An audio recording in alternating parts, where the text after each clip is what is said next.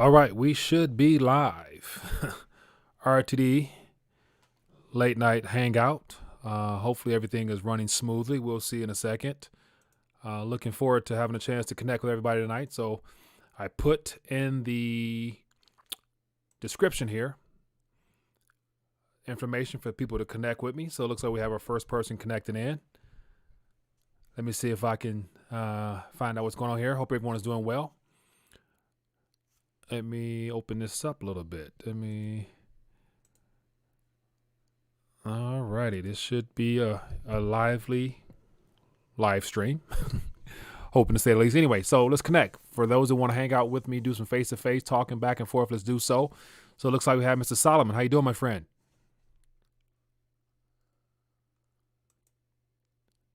Gotta unmute your mic. What's up? How are you? I'm doing good, my friend. Solomon, where you checking in from, my friend? Atlanta, Georgia. The ATL. Well, appreciate you for tuning in, man. Looking forward to hanging out with you tonight. What's going on with you, man? Nothing much. I've been watching. I like your show, by the way. Appreciate it. I just was recently watching a video before this one, and it was talking about like how the world is moving more to like. Of course, it's moving more digital, but it's also moving towards like electronic vehicles.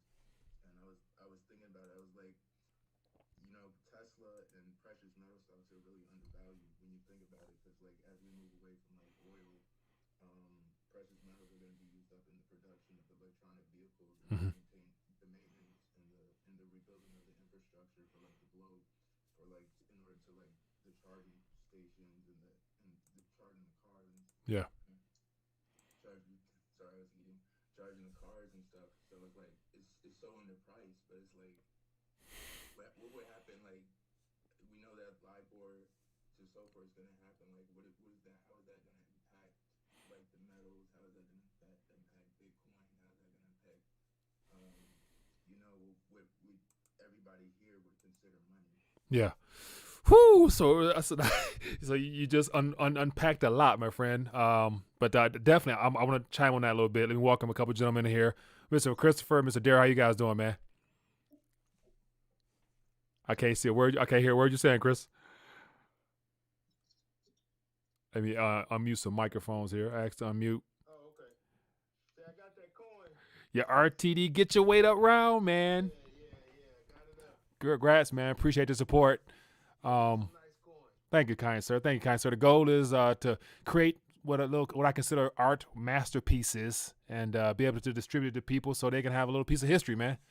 Because you're gonna look back, you look back 10, 15 years, 20 years, like, man, this is, there's a guy on YouTube talking about get your weight up. These are rare collector's pieces. Yeah, these coins, you don't really give these away. This is like a last man standing coin right here. Cause Yeah, you know, I agree, people man. hold these. I agree, man. So I got a lot of designs I would like to get out there in people's hands, man. So yeah, it's fun to put ideas to weight. You know what I'm saying? But okay, so Mr. Solomon, he unpacked a lot just to get us started. So you guys feel free to chime in, man, because it's a hangout. So I'm not gonna rant all the time. But did y'all get a chance to hear what he said? I didn't hear what he said. No. Okay, he was just basically saying how underpriced metals are, as well as he said Tesla stock.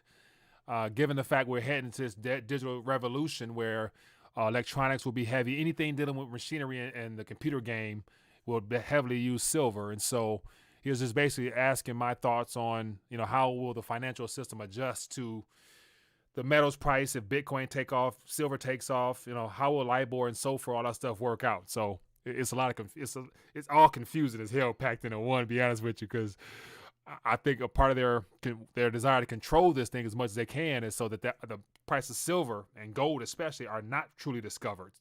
They don't mind Bitcoin racing, I don't think, but gold and silver, that's historical. So I don't think they want to have anything to do with that as far as price getting away from them. But the LIBOR and so forth stuff, I think that's a train wreck waiting to happen, because I don't know how they're going to unwind that, because as you mentioned, as I did the other day, they kicking it back 3 years. So we'll see, man. What you guys think, man?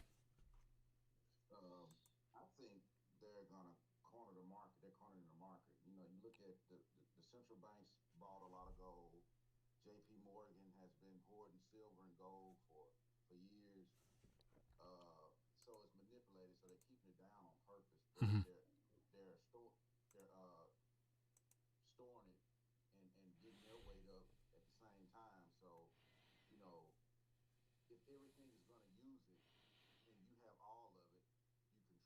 Yeah. You know. Yeah. Makes sense, man. They're gonna keep manipulating it, and it's gonna rise. But once they get everybody not focused on metals and focused on, say, a stimulus or a digital new currency, and people, I don't know, it's like you said, it's. I think they're gonna really, when they do send that money to you, if they send it, I think they're gonna stop people from buying certain goods. Like your card might not accept. It depends on because Bitcoin was doing that some years ago, or I don't know if they still do it, but I know when I first started trying to buy some crypto, my banks wouldn't let me do it. Mm-hmm. Yeah, They were I remember they were that like, years yeah, ago. they were like, no, you can't. And I kept getting rejected. Like every time I submitted to buy coins, it would say decline, decline, decline. And I would call and then they would say, oh, well, at this time, we're not allowing that transaction. And I'm like, dang, that's my money. Yeah. Would you believe that some banks are doing that now? I I'm a heavy crypto investor. One of the banks I bank with is Capital One, and another is a Oh, yeah. regional bank here called Regions. And I have Yep. issues with certain exchanges connecting. They won't allow me to connect and spend my money with those exchanges. And they're big exchanges like Binance US. That's a Yeah. big exchange. Yeah. Yeah. I capped out my Capital One with silver some years ago. And then first I started trading and I lost that. That just was not trading like the dollar. That was horrible. That was way back. You use a forex? I mean, I blew like $1,000 in hard cash in like probably an hour trying to think that I was gonna roll the dice. I didn't know what I was doing. That money, all I know is within 1 hour, man, it just went choo. And I'm like, Somebody else wow, got it. the LBP. Forex, that Yeah, Forex, man, that's a beast.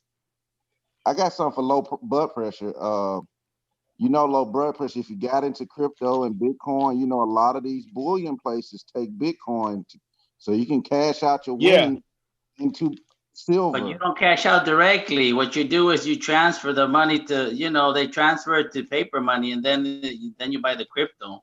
But that's It's on not them but a though. direct transaction. That's on them JM though. That's on their Bullion, end. JM Bullion takes Bitcoin. They take Bitcoin. Yeah, but they have a third party, but they don't take directly Bitcoin. You do it through Yeah, they some kind of do. Yes, they party. do. It's a direct. It's Soon as similar you to hit pay. It's Bitcoin, it like asks for credit your card. wallet. It's the same thing as It your credit asks for card. your wallet. Correct. They're accounting with Bitcoin. I don't think they can legally do that. Oh Yeah, no, they no. can. No, They've been doing it for years. Yeah, the Bitcoin is the third party vendor are the ones that handle all that transaction, converting it back to fiat. But they don't worry about that. But you get an instant transaction, and you Yep. get approved immediately. So as if like it's a credit card. Yeah, So it's Yeah, but pretty it's I, not pretty JM fast. Bullion technically taking the Bitcoin. It's a yeah. separate company does the transaction for them, right? I'm telling you. I've seen 2018 JM Bullion. It says Bitcoin, and I remember clicking Bitcoin. I didn't have a lot of Bitcoin, but I hit Bitcoin, and it asked me for my key and everything. It was getting ready to transfer you over. You can buy Bitcoin. Bullion was the first place I ever seen that had Bitcoin on there to buy silver. That's how I knew Bitcoin was probably going to be around for a minute. When Hey, I got a question. When you bought the Bitcoin with silver, and you know how Bitcoin goes up and down by every 6 seconds, did the okay, you got 10 ounces. No, you got 10.5. Okay, you got 7 No, ounces. You do no. that? See, I didn't buy it with Bitcoin. I had bought it with cash, but I had Bitcoin, and I just clicked it to see if it was possible, and it took me to it asked for my wallet information, and I cashed all my cards out with silver though, and then Nice. I got a credit sweep, and they swept them all off, so I don't even owe that debt. Watch this. Low blood I pressure. think one of You the don't know it dumbest anyway. It's things, not real money. huh? Yeah. One of the I got a dumbest things you question for can you do guys. is spend Bitcoin or any other cryptocurrency on metals, because of the momentum right now is in favor of crypto. So why would you get out of Right. something that's going to appreciate a lot faster than Yeah. metals? Yeah. Exactly. No, Don't So you spend it spend all paper. on You spend the on paper silver. stuff. You know what I'm saying? That's what I would prefer to get do. out But at the top. Well, if you got a lot of Bitcoin, there's yeah, people that hit it big on ain't no such thing Bitcoin. as having a lot of Bitcoin, man. Ain't no such thing as having a lot, because at the end of the day, by next year, that a lot will be just that much more that you can do Right. within the real Right, world if yeah. you choose to. Oh, So Mike, no, you're falling for it, Mike. no. But low blood pressure, mind you, I've been aware of Bitcoin since like 2012, 13. So I am not new. I just Yeah, don't see. preach it. I don't go out there Look, and tell people to get involved with it. But I've been following it and dip and dabbling for quite some time now. So Oh wow. it's I a heard part. of It's a Bitcoin part back of the in the old transition, days. huh? Look, I heard of Bitcoin back in the old days about mining and stuff, and I Mm. looked into it like back in when it started, but I thought it was dumb, so I didn't mess with it. Anyways, look today. I watched Michael Pinto. He was on an interview with what the heck was his name? That Max funny Keiser? guy. Yeah, Max Keiser. He destroyed Max Keiser on Bitcoin. And you know what Oh, Max wow. Keiser did? He looked like Krusty the Clown. He did honk. That's all he did. He kind of like muffled his response because he didn't know what the hell to say because Michael Pinto destroyed it. But check this out, Wow. Mike. Yeah. He came out with the exact same conclusion I did. Mhm. So am I like as smart as Michael Pinto? Hell no. I'm like a Fred Flintstone of the economy. It's just that it's common sense. What he said, look, why is everybody rushing into Bitcoin when you could have thousands of multiple cryptos that do exactly the same function, but we're going to decide all of a sudden that Bitcoin is the magical one that we're going to put. And then Max Keiser was like, market cap. That's all he said. He couldn't even say nothing. And he said it softly like that. You got to Can I respond to that? watch it. It's so Can I respond to funny. that? Go ahead, feel free. First of all, we welcome Mr. 10 Pound in the building. We got JBW. Yo, How you what guys up? doing, man? Hey, can I just say that low blood pressure, you've been saying that Bitcoin is bit scam for a minute, man, and you got wrecked, bro. You missed out on one of the best trading opportunities in this year, bro. If you think Bitcoin is a scam. Secondly, it's not because of the fact that there are multiple other coins, it's because of the fact that Bitcoin is the most secure and validated network of these cryptocurrencies. Literally, there are a lot of other altcoins right now that are, doing the same thing, but they get attacked. They get 51% attacked, and then their supply is pretty much, I'd say, what is it? Where it's like falsified on the ledger. It's like where somebody can essentially double spend a transaction and then reap the benefits and reap the rewards of that double spend. It's like a forgery essentially that happens on a blockchain. And yeah, I mean, that's the major problem with these altcoins is the fact that one, they're not really secure like that because somebody has control over the network with their ASIC computations or their GPU computations, and they can essentially say what goes and what doesn't go on the network. But that's only At a for specific proof of time. work coins. That's only for proof of work coins. Not, Yeah, I don't of know. course.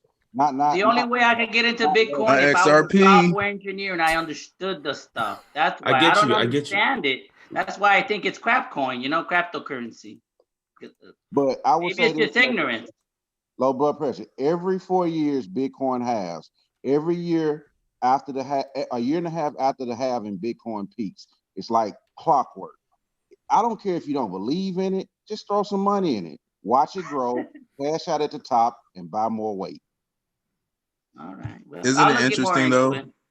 Isn't it interesting though? Like Bitcoin's almost at 20,000 and the Dow's at 30,000. Like it's only going to take a little bit more time before Bitcoin surpasses the Dow at some point in the near future. And also, I'd like to note that in October next year, 2021, that's when the G20 is supposed to have the next summit, and that's when all the nations are supposed to come together to discuss global regulation and taxation for the crypto market. They're gonna roll out the hammer watch. It's gonna be I anticipate that event causing a major dip out of just people being cautious as well as a lot of fear. Like that's gonna be a way for them to try to dump the markets. But between now and then, that gives you a window to take advantage of. If you want people to trade, might want to sell something. So let it ride up and get out of it a little bit. Hey, can I give a shout out to a project that I think is really about to take charge into the top 100? Feel free, my friend. I'm always It's down solving, for something. it's solving a very crucial issue right now, and that is decentralized APIs. As you guys know, APIs are very important for the internet as we know it today, and it's obviously changing with Web3, the form functions of APIs and what they can do. So API 3 DAO is essentially like creating decentralized autonomous organization for these sort of decentralized APIs that are going to be built on Web3. And I think you guys should seriously take a hard look at the protocol and the program that the devs are currently upgrading right now.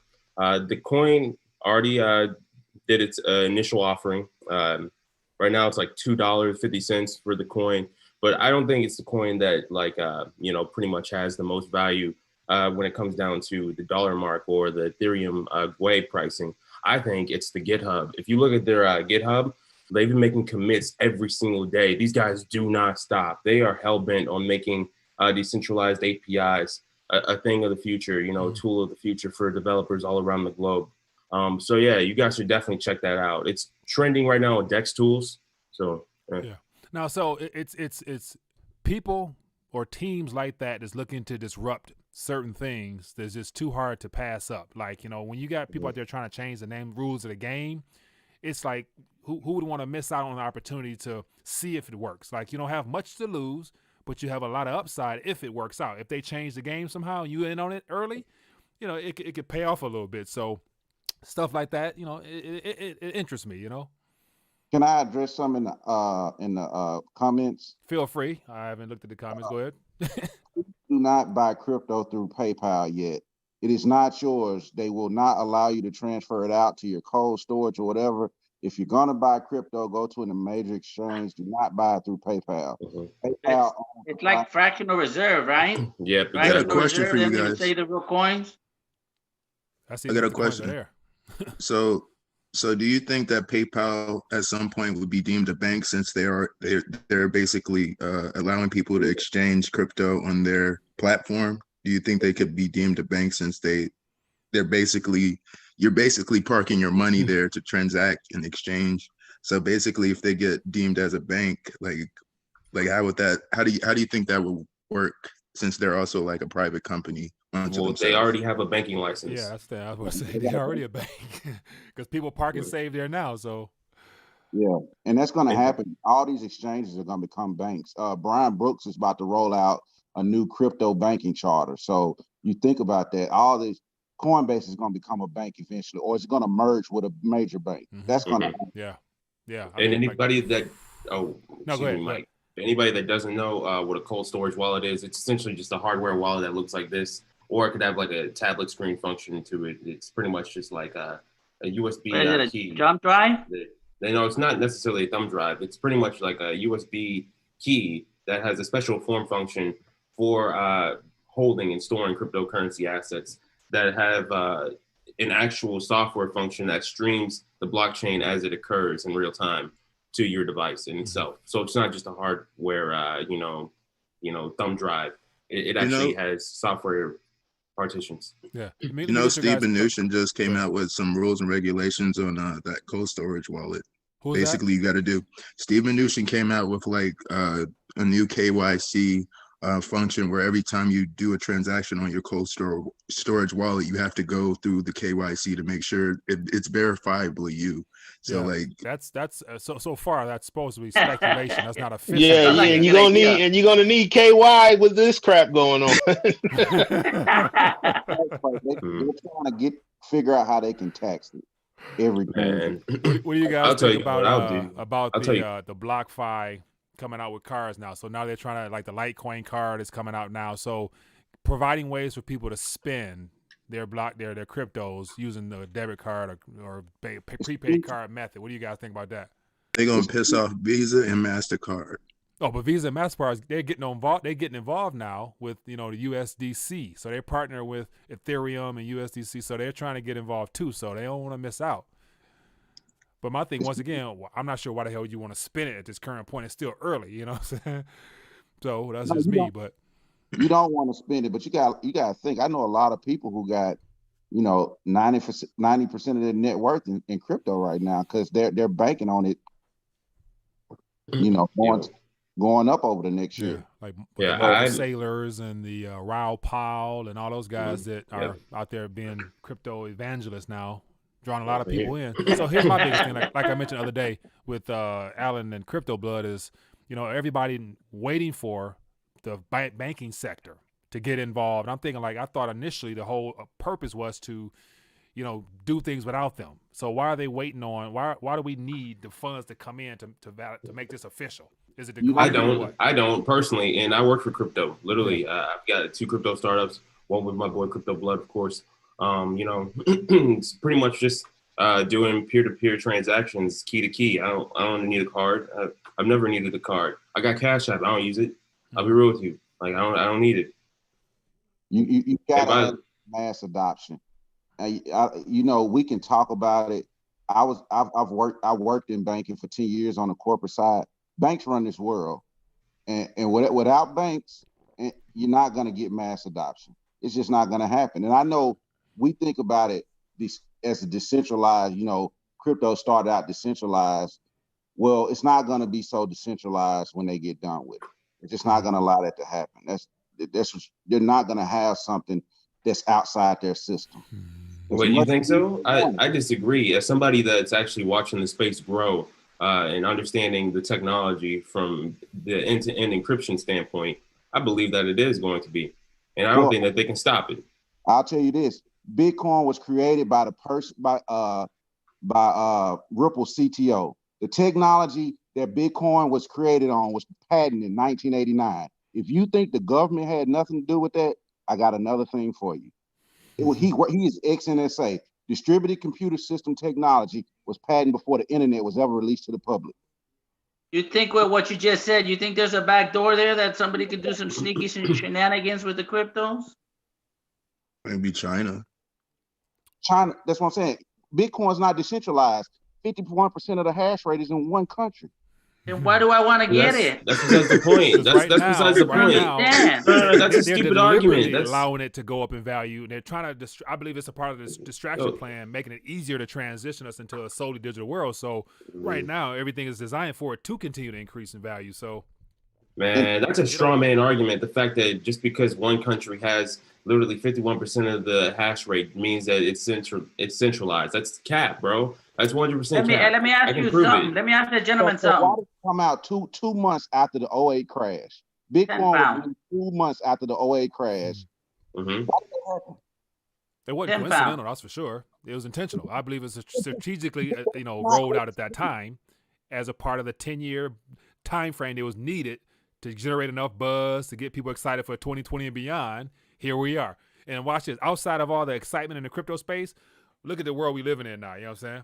And it's going to get a lot worse to where I'm like, how much will you be able to enjoy those gains? You know what I'm saying? If you can't leave your house or get on an airplane without participating. So I don't know, man. And if you live in the U.S., man, the technology Bitcoin that was created 30 years before it ever came out. How? If you don't think the government has anything to do with it, why was it patented 30 years before it ever touched, 20-some years before it ever touched mainstream? Well, for one, we all know that Tor and end-to-end encryption was a brainchild of the NSA. Of course, everybody knows this. Okay, we all know that PGP is a brainchild of the NSA. Alrighty, literally, there was a web page that was designed for internet transactions, money transactions to happen over top of the internet. In fact, cellular service providers now don't even use, the former radio towers that they used to for, cellular calls. Now they just use the internet. Everything is pretty much going directly over the internet now because of the new infrastructure. So I'm not saying that the government isn't involved in this, but I still think that the genie's out of the bottle and they can't put it back in, regardless of which, no matter what. Guess what? Amazon controls over half the internet. A couple years ago, Amazon Web Service went down, half the internet crashed. All of it centralized. Whether we want to believe it or not, it's all centralized. Look, okay. 10 pounds. Man, half the internet through AWS, that's definitely a fact. I'll agree with you on there. But that doesn't mean that it can't be disrupted, that decentralized file service protocols and hosting services can't actually come in and take away that market share. And people can start waking up to the idea of Beaker browser and Hypercore and Hyperswarm protocols. And pressure. We got pretty much baby blood pressure in the building. Like, they're not going to allow us to have what they want us to have. They're always 30 years ahead of us. Never forget that. Whatever people are coming out with now, the government had 30 years ago. Always. There's nothing new. I think that with rolling out Bitcoin was the introduction of the technology in the space and putting the idea in people's minds of using code and and develop blockchains and cryptos and all those types of things off the top of that, so that eventually they can use it and steal it. You know what I'm saying? Like, the whole idea of central bank digital currency, whether it's private or whatever it is, they want the technology from actual creative individuals out in the real world to steal that type of technology from them and then incorporate it into their system moving forward. So I think it's a matter of still dangling a carrot in front of people's faces to get them to bring out the best of the technology so they can use it for their damn self down the line. But Mike, I got a question for you. So Yeah. in '08, like there was a massive like credit card debt. So like weren't we already used to using digital money since credit is basically digital money? So like what's the big difference? But now I think they've rebranded it and they've introduced or rebranded a new concept of digital. You know what I'm saying? So no need for the commercial bank controlled credit that was created out of thin air off of loans or whatnot. Now I think eventually with the CBDCs they're gonna come out of the central banks themselves possibly. So I think it's just that introduction of going digital solely, as well as rebranding how and who institutes it. So right, and even though we're digital now, it still takes days to send money across the world. With blockchain, that ends that.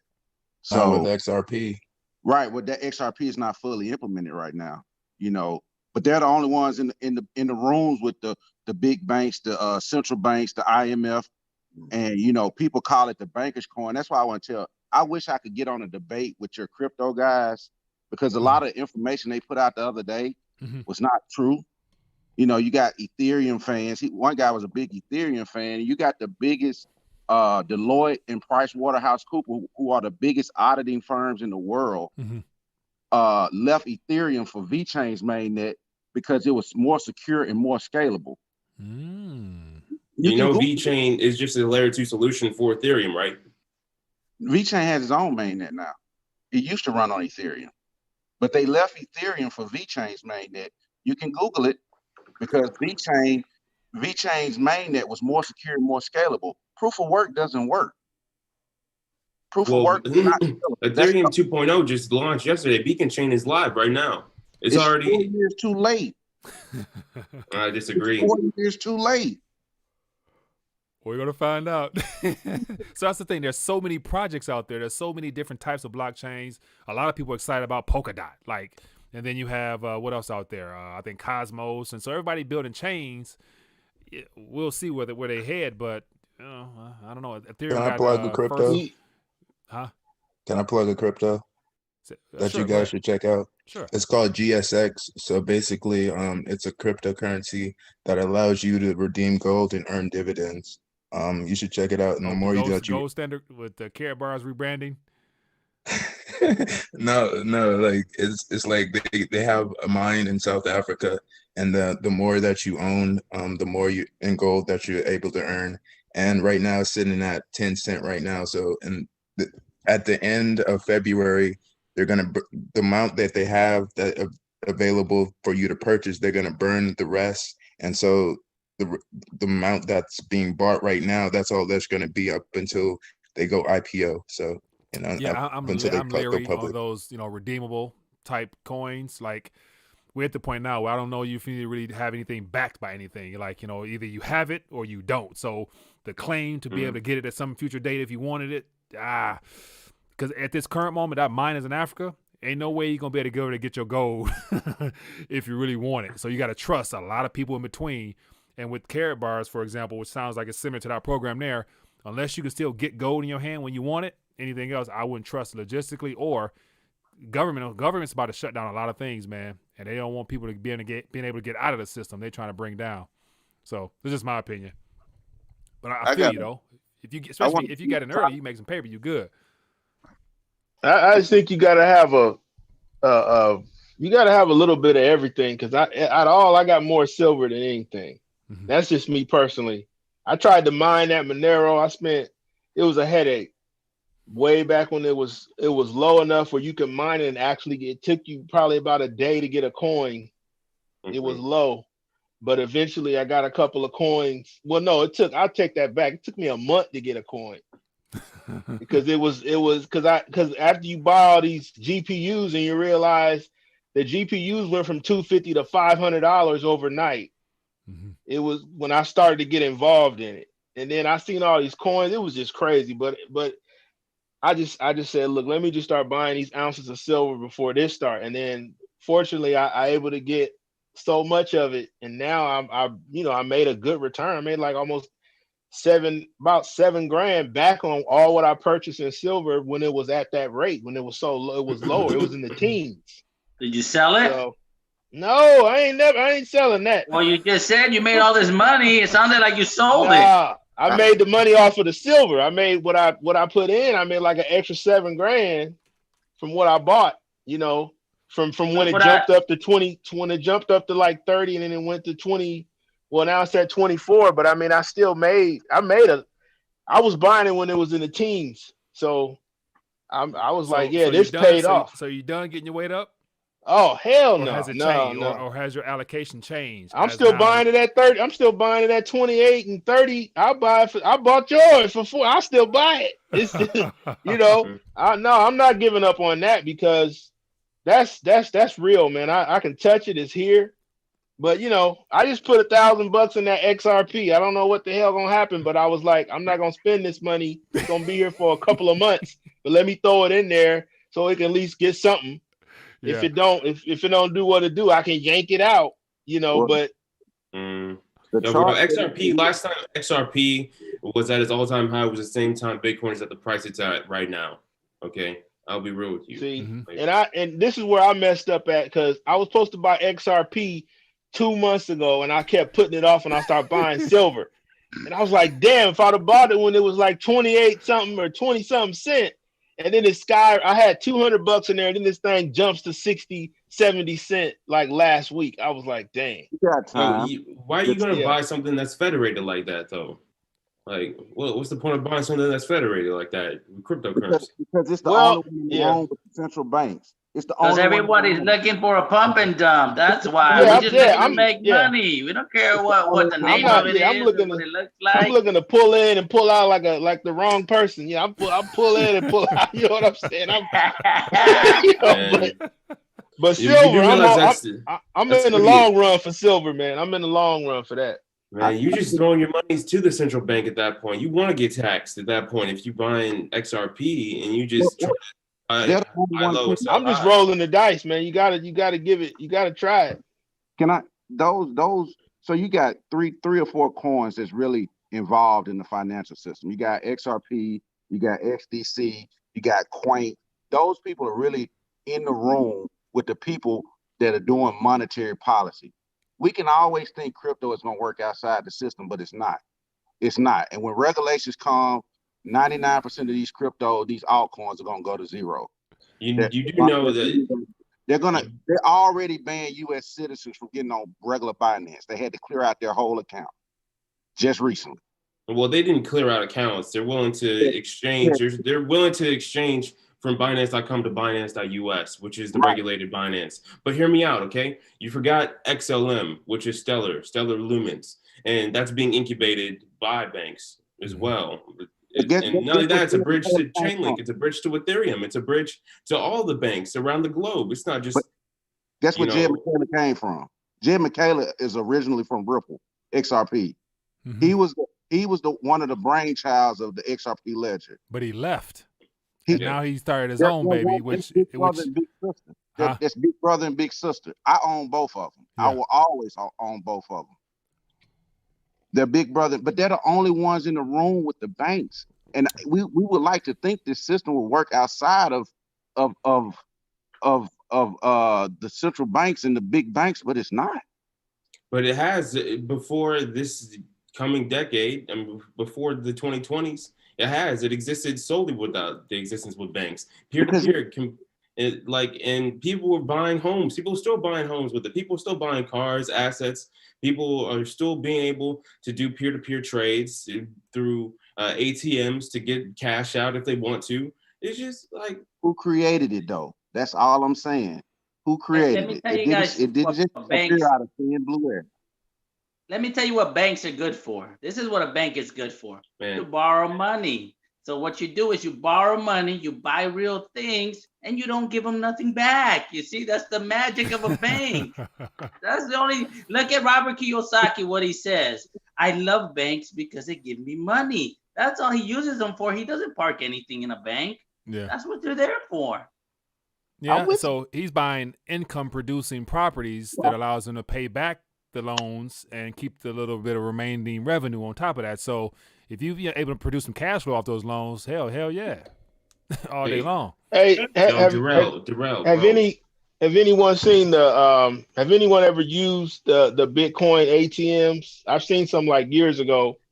I've seen one. Yo, I used it. You gotta put your ID and your social security number in that thing. No. It's just like I was buying something. I was buying some information some years ago on the the dark web. It was just some information, some books. And so with the dark web. I didn't have my bank wouldn't let me put money on my Bitcoin wallet. So they wouldn't let me put any more funds on it. So I had to go to the ATM. I put $100 in there, man. They taxed the hell out of you just to move it.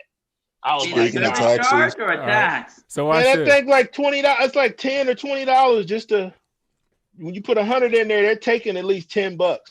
Well, you want to play, you have to pay. You know how that goes. Business model. Yeah, that's the business model. Hey, so Jarrell, speaking of which, man, everybody loves to ask, who made the system? Who's Satoshi Nakamoto? Oh, everything's open source. It doesn't matter who it is. It's open source, man. You can look at the GitHub repository, and you can literally just see exactly what's going on within the protocol. I'm not a software engineer. I don't understand that. That's the problem with all that stuff. You sound like you know a lot about programming. I don't. They said banks would never custody crypto. I remember Bitcoin maximalist saying, "Oh, banks will never hold crypto." But guess what happened in July this year? Yeah, the OCC gave the green light. Custody accounts for crypto. Mm-hmm. Yeah, we can talk about it all we want, but it still was created by the government. It's a setup. Let me ask 10 pounds something. They're coming for you, man. They want you. They want you to put all your hard work, energy, time, and everything into crypto, so they can then roll out the back door and take it all from you down the line. You have nothing physical. I am heavily invested in crypto, and I'm going to ride this train and hopefully get myself out the system. That is my entire goal. That is my entire goal. But don't before you can do that. Goal is because we think about this. Y'all see that airline where they saying they're going to require digital. They want digital passports where they're going to know if you've had COVID or if you had the vaccine yet. Yeah. So you know what's coming.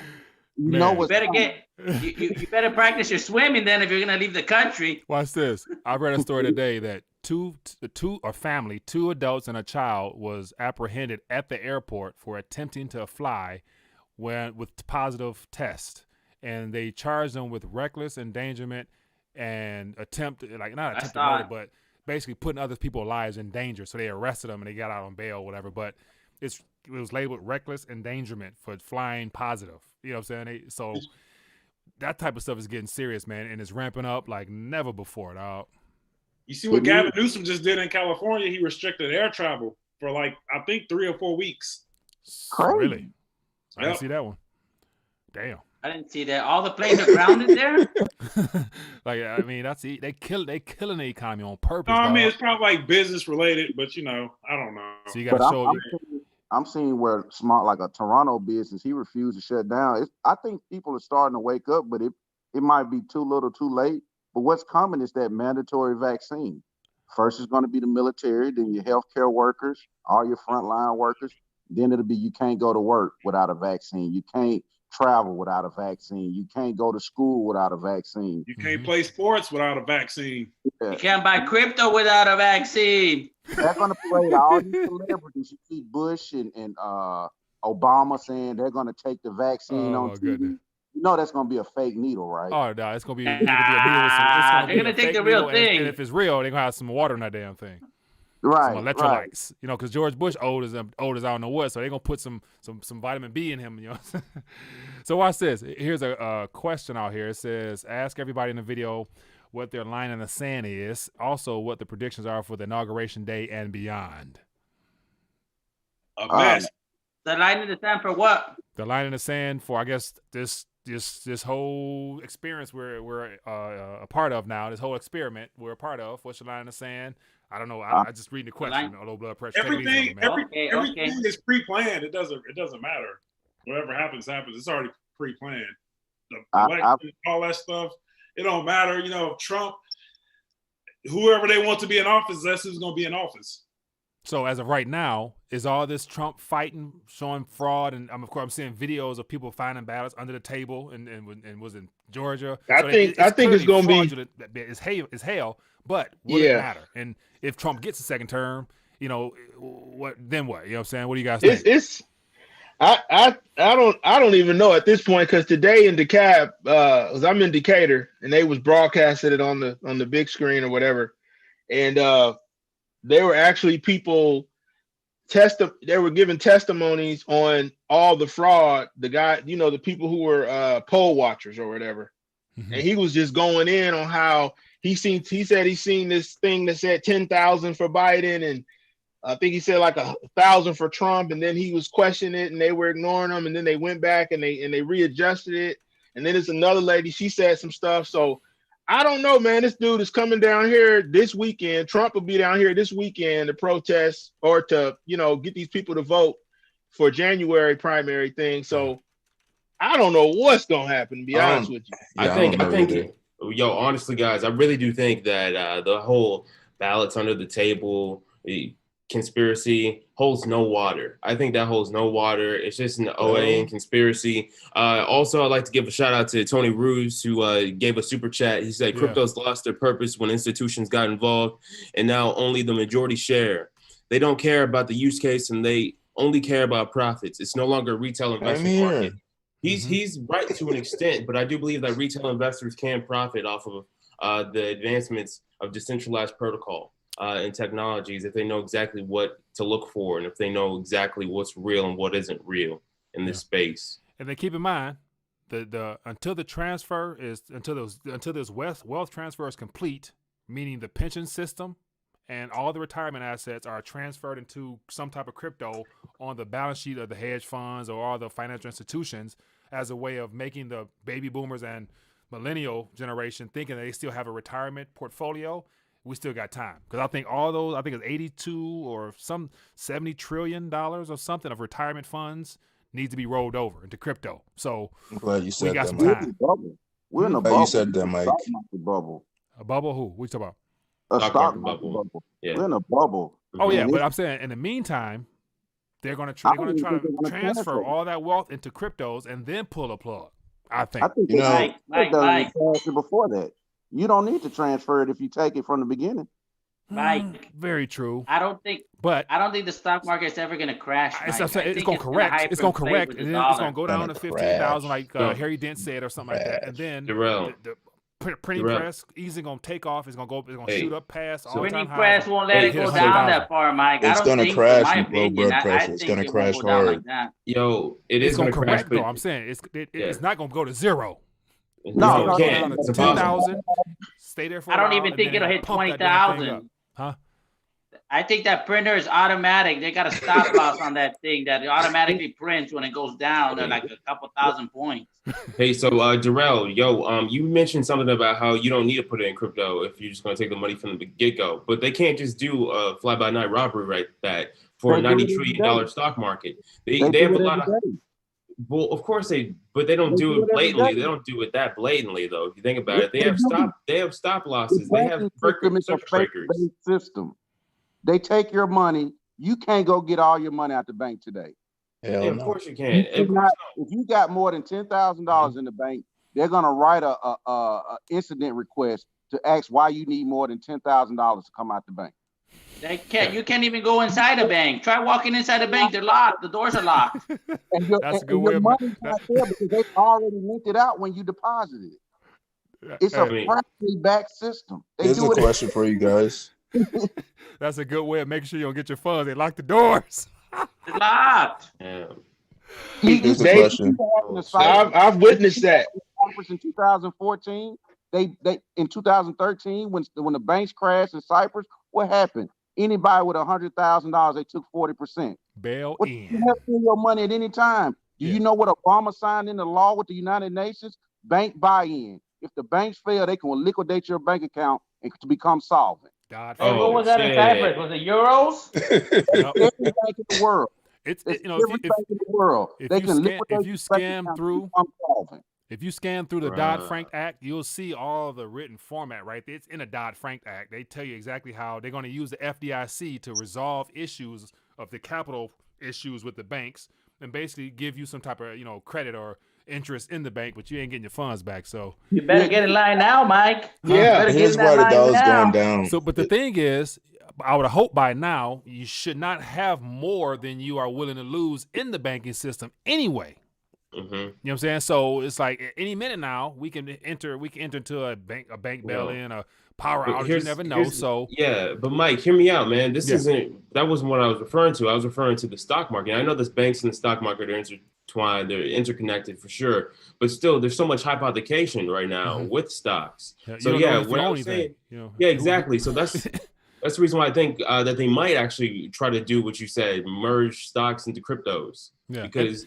Yeah, and then I believe, and I don't dive too deep into it, but the goal of trying to tokenize everything, including real estate and everything that has a title to it, they want to obviously put it on the blockchain at some point. And that's why I think they're going to copy all this technology out here and use it for their own purposes down the line to where, on top of that, the World Economic Forum of making it so that nobody actually owns property. So what's the point in tokenizing stuff if you don't own it? Be happy. Huh? Be happy that you own nothing. Yeah. So I own nothing right now, and I'm happy. So in other words, so you see the banks like getting involved with crypto just to stay alive, basically, when it really starts to get heavy. Because I noticed I have this Abra app, and I noticed when I first signed up on it about a year and a half ago, my bank was not on there, and then now it's on there.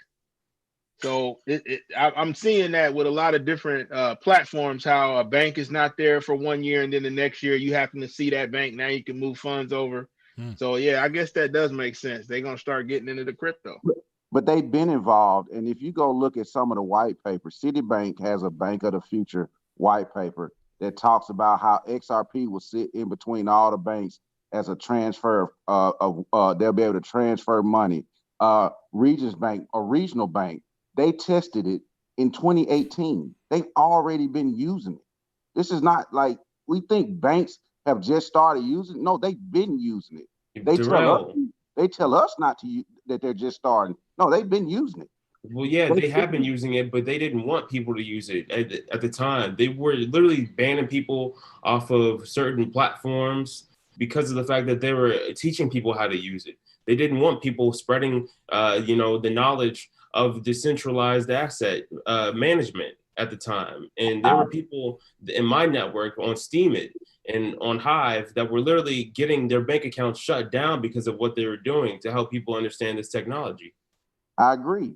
But I'm just saying they're saying they're just getting into crypto. My point is they've been in crypto. They're telling the world they're just not getting into it. Now, so watch this. And so Tony Ruiz, appreciate the love offering. It says the Dow Jones will add crypto indices in 2021 in the first quarter. Like that's going to be extremely good. It won't it be? Them in the S&P. I don't know, man. I think they're going to start a derivative system with cryptos, and I don't know if I like that. Yeah, me too. Speaking about XRP, it has another coin besides the Flare. It's called Solo, and Solo actually does tokenize ETFs, derivatives, and stocks on the XRP ledger. Really? Mm-hmm. Yeah. It's a setup, man. They setting you up. They setting you up, Daryl. They coming for your funds, man. Think about this. Think about when Bitcoin hit its all-time high, the futures came out last time in 2017. The CME futures. That was December. That was right after it hit its all-time high. What happened? They shorted it. Futures and derivatives of these cryptocurrencies. Then we have, I don't know if I like that. Yeah, they shorted the market with the futures contracts in 2018. I saw that shit. That's their way of trying to control the price, the future price of it, as well as the commodity itself, similar to gold and silver. So if they're going to implement the same type of things that rig the gold and silver markets, how does that play out for Bitcoin especially? Because the target is Bitcoin and Ethereum primarily at this current moment. And so that's why altcoins could really rally if people lose confidence in all the top top cryptos or whatever. So yeah, we'll see, man. I got a question for you guys. So since the dollar is connected to oil, if at the point where everybody in the world has is forced to have like electronic vehicles and we move off of oil, won't that mean that the dollar loses all of its value since oil would no longer have a use case, since everything would be primarily electronic? I disagree 100% because the green revolution is backed by oil. I recommend you look at, I believe it's this gentleman's documentary that he just put out this year. He was a Bernie supporter. I keep forgetting his name. And it's like, man, what's this guy's name again?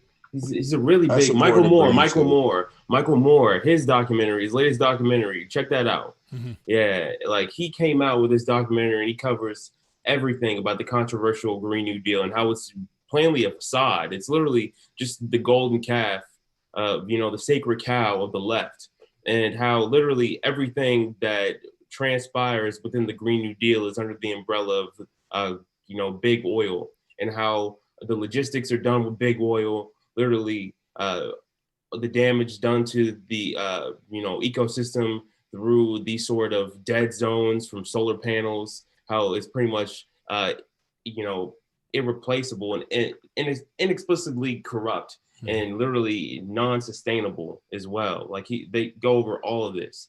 I'll give you some first.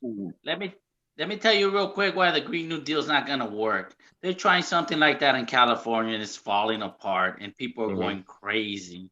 So I don't think that's going to happen here. Let me give you. I don't think it's designed to work. You guys mind if I change the subject real quick? I don't think it's designed to work. What's that? Let me give you firsthand. I work in the energy sector now. I work for a utility in the on the nuclear side. Nuclear is the greenest technology you can have. There is no carbon emissions. But nuclear is going away. They're shutting down plants left and right. They don't want to go green.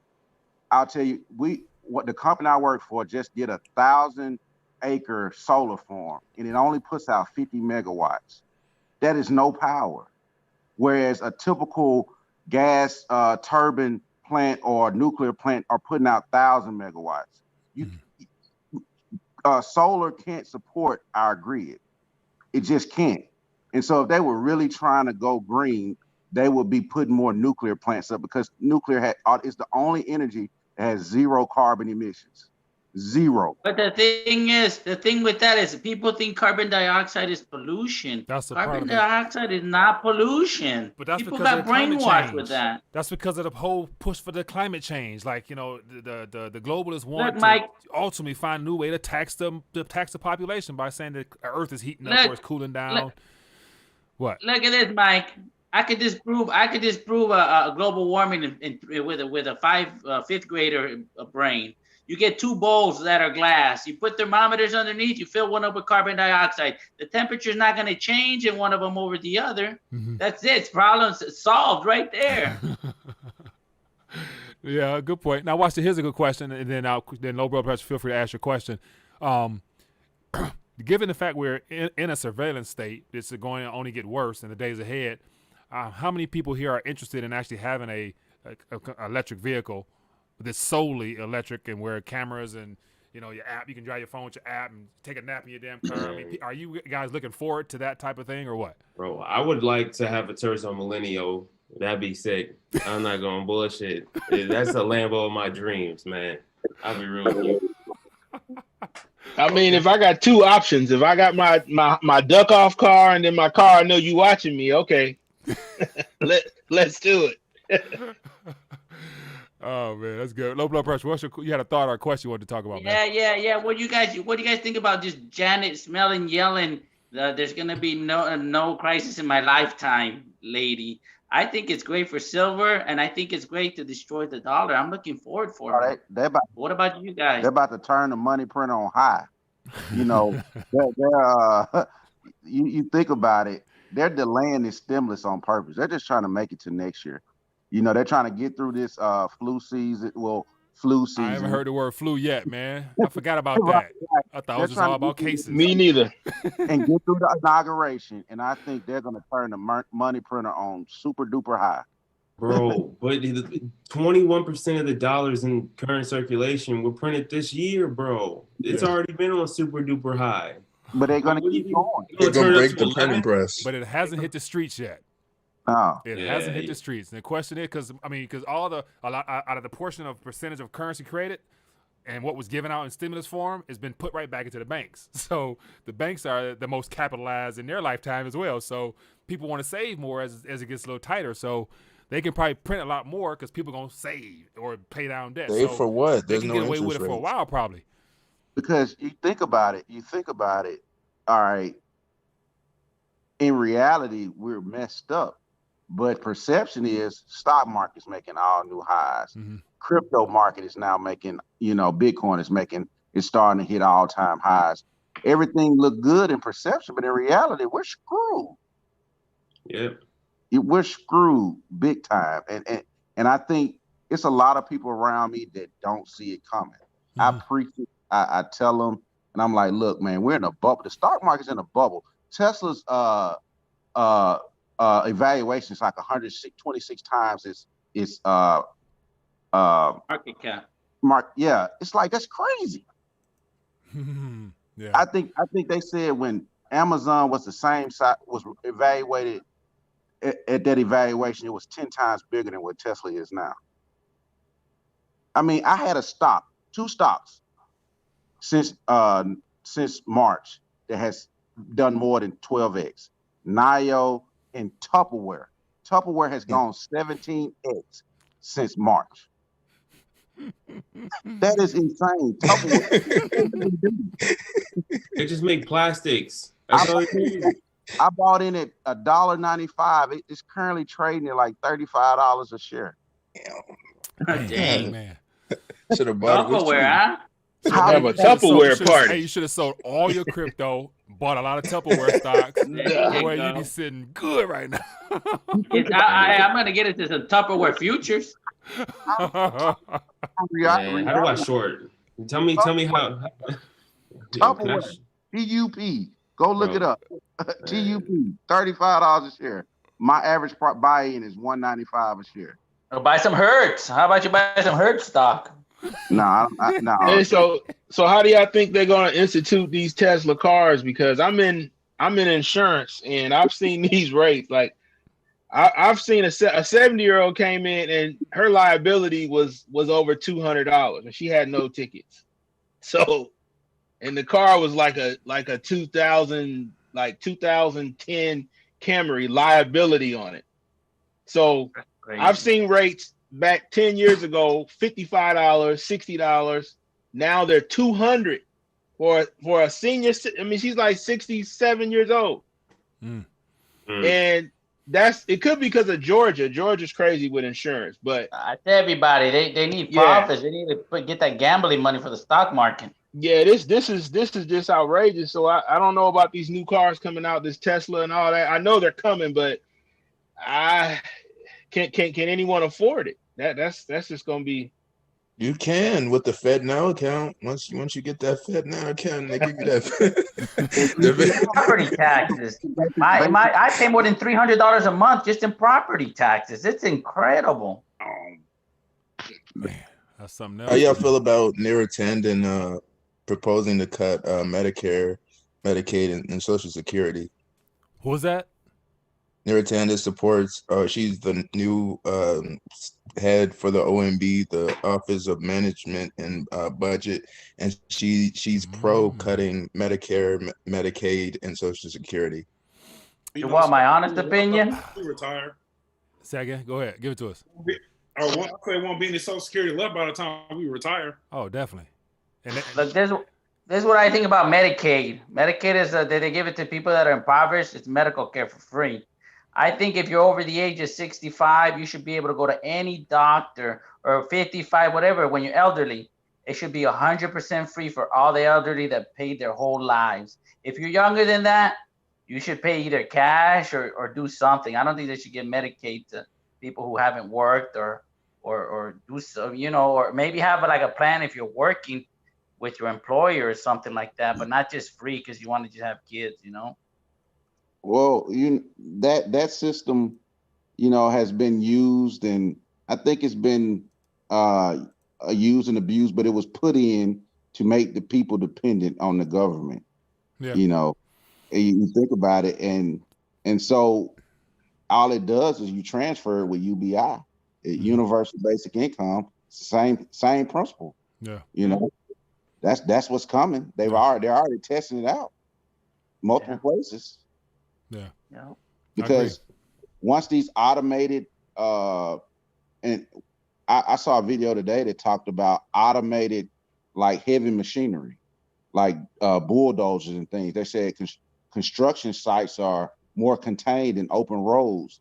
Imagine automated bulldozers and cranes and things like that. Transformers, robots in disguise. Yeah, you think about that. That takes away jobs. People aren't going to be able to work. How are they going to support their family? UBI. Right. So all the Great Society by Lyndon B. Johnson in the late 60s was a setup for this moment, you know what I'm saying, to where you put a good portion of the population dependent upon government. They can't say no. They have to abide by whatever you roll out. So, yeah. And that's why I think a good point, that's why the whole confusion of them not being able to get the stimulus stuff together is because they need some more pain. You know what I'm saying? They need more people desperate. They need more destruction of the economy. Then they can come in and save the day. We're giving you a one-time check. And, you think about it, 9 months they came up with a vaccine, and they can't find a cure for the common cold or the flu or nothing. But in 9 months, with a vaccine for COVID. Right. It's not just America, though. People gonna be falling out when they take that shot. They gonna just fall out. You know what? Go ahead. The deadliest pandemic known to man that you need to take 2 tests just to see if you even got it. Yeah. But that's for America's vaccine. Like Russia and China also has their own vaccine. So the real question is like, which vaccine is the real vaccine? And like what are going to be the side effects of all 3 developed countries and the people that take those vaccines, since they're different vaccines, since we're not working on it together. Why is it only 3 leading countries for the most part? China, Russia, and the U.S. They're the ones trying to run vaccines all across the globe. They got Central America signed up, Latin America, Africa signed up. So why those 3 countries? You know what I'm saying? Will be the question. Like, are they the only smart doctors and scientists supposedly? Profits and gains. Yeah. Right. And the UK rolled it out first. I think they already started. They allowed it first. Yeah, they're the first country to allow it. Yeah. But here's the thing. I was reading about how BioNTech is the actual creator of the technology, and then they partnered with Pfizer with the packaging and the seal and the reputation. But Pfizer, it's not Pfizer's vaccine, it's BioNTech. Whatever that technology is, it's not even medicine or whatever, it's technology. So whatever that technology is not even Pfizer. So that's an illusion. It's, they just the reputable company that's being used. So the technology, that's one thing that tripped me out, is the people don't know what the hell is in that thing, and nobody cares to ask. Nobody cares to find out. And vaccine companies already have immunity, so it's not going to matter. Right. You can die of it, and your family can do nothing about it. Right. It's like the bills. Nobody's telling you what's in them. Nobody's telling you to eat better or exercise or take vitamins. They just like, just go to Arby's and then come get your shot. You'll be all right. Come on, man. Right there. Keep smoking and drinking. Eating chicken beans, but come get this shot. Yeah, we know you got diabetes, but just get your shot. You can still eat that, you can still eat that salt. Just take 6 high blood pressure pills, get your corona shot, and then you're all right. See, and then you die, and then your life insurance company don't pay because you committed suicide. You shouldn't have did that. And you notice, and since I sell insurance, it's real funny that there's no statistics on why isn't any life insurance companies going bankrupt due to all these deaths. I don't hear any company saying, we got too many bodies falling and we can't keep paying out all these premiums. Because that's a lot of bodies with no insurance on none of these bodies. Yeah, that's a good point. Yeah. And it's old people who probably would have insurance. The best insurance, yeah. Yeah. Here's the real question: like, why aren't governments like insuring like the people who do take the vaccine? Of if this goes wrong, I know like why, but like why not insure them? Like, hey, here's 250,000. If this goes wrong, here you go. Like that just makes because then it would sell better. It would might sell be. better. They're just not like, telling you. It might sell better if like the government offered you like this vaccine and it don't work out. Here's 250,000. Like people be like, all right, at least I get like 250,000. If it don't work, my family be safe. Like you can sell it better and just instead of just saying, hey, we got the military, we're gonna make you take this whether you like it or not. Like it's a better PR than just like you know what I'm saying. Well, like, I think it'll raise too many red flags that they gotta offer this with a large amount. They gotta take a policy out in your life in order to take that. You know what I'm saying? So I think more people would be just like, oh, I don't know about that. But I guess now that what they say, I think it's Obama, Bush, and Clinton, they're gonna do it on television. Right. So we should be good. I trust them guys, so we should be good. You know what I mean? But they're about to parade celebrities across the screen.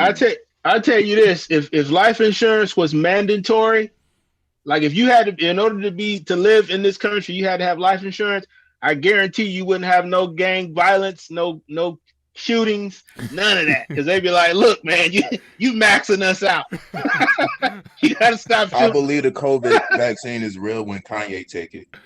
You better believe LeBron James they're gonna use LeBron James in a commercial talking about, playing your part, team do take one for the team or something like that. Why he get those electrolytes injected into him? Right, they're gonna shoot him up with some fruit juice. Hey, Mike, they left out one of the presidents, man. They left out Jimmy Carter. Oh, he probably in bad health already, though. You know what I'm saying? He's older than he just fell down the steps 6 months ago. I think he fell down the steps 6 months ago. I don't know. Yeah. Y'all think Biden's gonna make it through? He already done broke his leg or something. Nah, that man got an ankle monitor on, man. and that's the thing. Like, so here's the thing with the right boot. So I guess Hillary Clinton had a right boot. John McCain had a right boot. So all those right boots. What's up with the right foot? Or is there something now if that right foot turn into some type of virus disease, a bone disease, and he dies because of this, it didn't heal proper, something's going on, man. So it could be the start of something. Who knows? But he's not in. Well, Kamala Harris gonna be your president. Huh? Kamala Harris gonna be your president. Get ready for that. Man, they gonna give her hell, man. They gonna what? Oh, bro. She's a Brahmin, bro. She's a Brahmin, man. She's a high level power. Second. Could you imagine Pelosi and Kamala Harris having that much power if Biden's out the way? It's over with. It's over with. Yeah. They're going to be getting sabotaged somebody's going to be doing something to them every 5 seconds. No, that's going to be sexist. You're going to be anti-woman and anti-color. You're going to be a racist. You're going to be everything that's bad. Like you're going to be anything. You're a racist, a sexist, a pig, a bigot. You're all of that. That's what you're going to be labeled as, and that's it for your political career. No, they're going to tell them we can't be racist to anyone who hasn't experienced it, so that ain't going to work. They'll be fine. I mean, come on, let's be real, man. That's what they were telling Trump. That's exactly what they were labeling Trump before he got inaugurated. He's a racist. He's a sexist. He's a pig. He's bankrupt. He's a failed businessman. Is it because he's a man? Huh? Yo, because he's a man, like because he's an alpha male. They don't like that. No, because he's a man. Like if you think about it, like Hillary Clinton was the same way, but they didn't do it the same thing to Hillary Clinton. Hillary Clinton was just as worse as Trump. That's how we got Trump. That's well, see the problem is they hate the player and not the game. They should have been coming after the United States government, who allowed Trump and Hillary to just even get that far. Yeah. But you hate on someone who's benefited from a system that they created. So that's how they throw us off with the emotions and the feelings. Voting don't matter anyway. They was gonna right. They was gonna pick Trump regardless. Just like Joe Biden's gonna have to go see the Queen once he gets inaugurated. But I'm saying to call him a racist, to call Trump a racist and to label him as this white supremacist guy, but you don't attack the government and the states that allow this this type of lifestyle to breathe it don't make sense to me. I agree. This man, he only did 4 little years, and you acting like it's been 145 years. I asked my friends who are very Democrat people. I was like, so you don't like Trump? How did you ever vote for Hillary? They right. They one in the same. She called you a super predator on national TV. Yeah, Hillary Clinton. What we used to call her, Hillary Clinton. Right. How do you think that one is any different than the other? Oh, that's a lesser of two evils. That's the dumbest statement I ever heard in my life. There's always a third choice. Not voting. Yeah. Going back to that whole how it was possible that like the Democrats might have stole this election. Remember in 2016, Hillary Clinton and Donna Brazile and the DNC did rig the elections in 2016. So maybe it's possible that the DNC might have rigged elections this year. We don't know. They did. They did in Idaho with Pete Buttigieg. They did. I'm talking about for a long time. Dick Gregory won a whole state in the 60s and 70s because some got the vote machines malfunction. He won a whole state. Y'all can Google that. Dick Gregory. That's true. I heard about that. I heard, yeah. So if y'all think elections just start getting rigged, elections. Look what they can do with the stock market. Look how they rigged that. You think they can't rig an election? Come on. Yeah, that's true, man. Yeah, because I know those people didn't count no 4 million votes in no one night. I'm like, that's a lot of sliding, man. It just don't seem right. Look, it doesn't. To me, it doesn't even matter. I think all this. You stole this. I voted for them. That's all part of the false flag. This whole thing is a false flag. It's just to distract us. It's a false flag, but it's coming true though, because we all knew that something was going to go down that wasn't going to be good for the people. So I say it's a true flag right now. You know what I'm saying? This is all because this is literally a nightmare right now. We're living in a twilight zone. And the sad part is a lot of people still think that this is a natural occurring event that can be solved according to the way that they're being told just by taking your vaccine. So there's an overwhelming majority of people who still think that everything is just happened to occur, and they don't know. Trump stopped talking about the China flu, China vaccine, the China bug, whatever he called it. So never mind the origins of it anymore. Now it's here. We got to deal with it. So that's all dead. Now it's about how do you solve it. Everybody thinks it's going to get back to normal after they get vaccinated. Come on now. You have to get vaccinated once a year. It's only good for a year at best. So it's going to turn into a version of a flu shot. I think this was put into power to move China into power as the next world superpower. And to adopt. You think about all these lockdowns and things like that. We're getting like China. And freedom's being taken away. We're becoming more and more surveillance. We're becoming more and more like China. We're already under surveillance though with the Patriot Act. Yeah. Now the war on terror set up the infrastructure for the surveillance. Yeah, and when you can go in your house and you can turn over 12 different items and they all say made in China, that should pretty much tell you what's getting ready to happen. Not only that, I think when they took away privacy of banking, that's when it all went to where. Once they did that, the game was done. Yeah. Tough times. My goal for me is just to, if I can, is to get out the system as much as possible, and because I think if it comes to a mandatory vaccine, my kids will be homeschooled. My wife won't work. Those are things I think about now because those are decisions that are going to have to be made. You think about what's going on, and I'm not going to allow my kids and my wife to be injected with something just because they're making it mandatory because of some ploy that they got going on. It's a lot of things you got to think about now that you didn't have to think about a couple years ago. Yeah.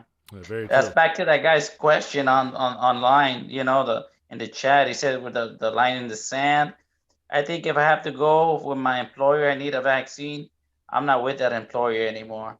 And when they come to vaccinate my children to my front door, the what is it called? The people, what the hell they called? Child strap. Protective Services. Yeah, they're gonna get some lead in them when it comes to that, and then it's gonna be over. We'll either be dead or in prison. But that's at least you went out with a bang. Has anyone seen a trailer for Songbird, that movie that they made in March? I saw that. Yeah, that's my hometown. That's my hometown. No, what was that? What? Songbirds. Songbird. Yeah, check out that trailer, Mike. I think they made it around when COVID first hit somewhere. I think spring of this year. Yeah. So it's a song. No, it's the movie. No, it's a movie. Songbirds. Okay. Yeah, that's the name. Hey, what's yeah, that? it's about COVID. Do y'all remember that movie? That movie that was based out of in the UK, and they all caught a virus. I know it was a sister on there. It was I can't think of it. I gotta think of it next time. We got a super chat. Yeah. From Vince. It says, "Do you think the government will force people to take the vaccine, and if not, they'll end up in a FEMA camp?" Yep. I'll be in Uruguay. I don't know about you guys. I'll be in Uruguay, not a FEMA camp. And just watch Venezuela. Just watch the trailer of that movie, and that'll answer your question. Dude, I'll be somewhere smuggling in my silver, getting out of here. But isn't it ironic though? I've been thinking about the fact that the wall was put up to separate us from Mexico and everything beneath us.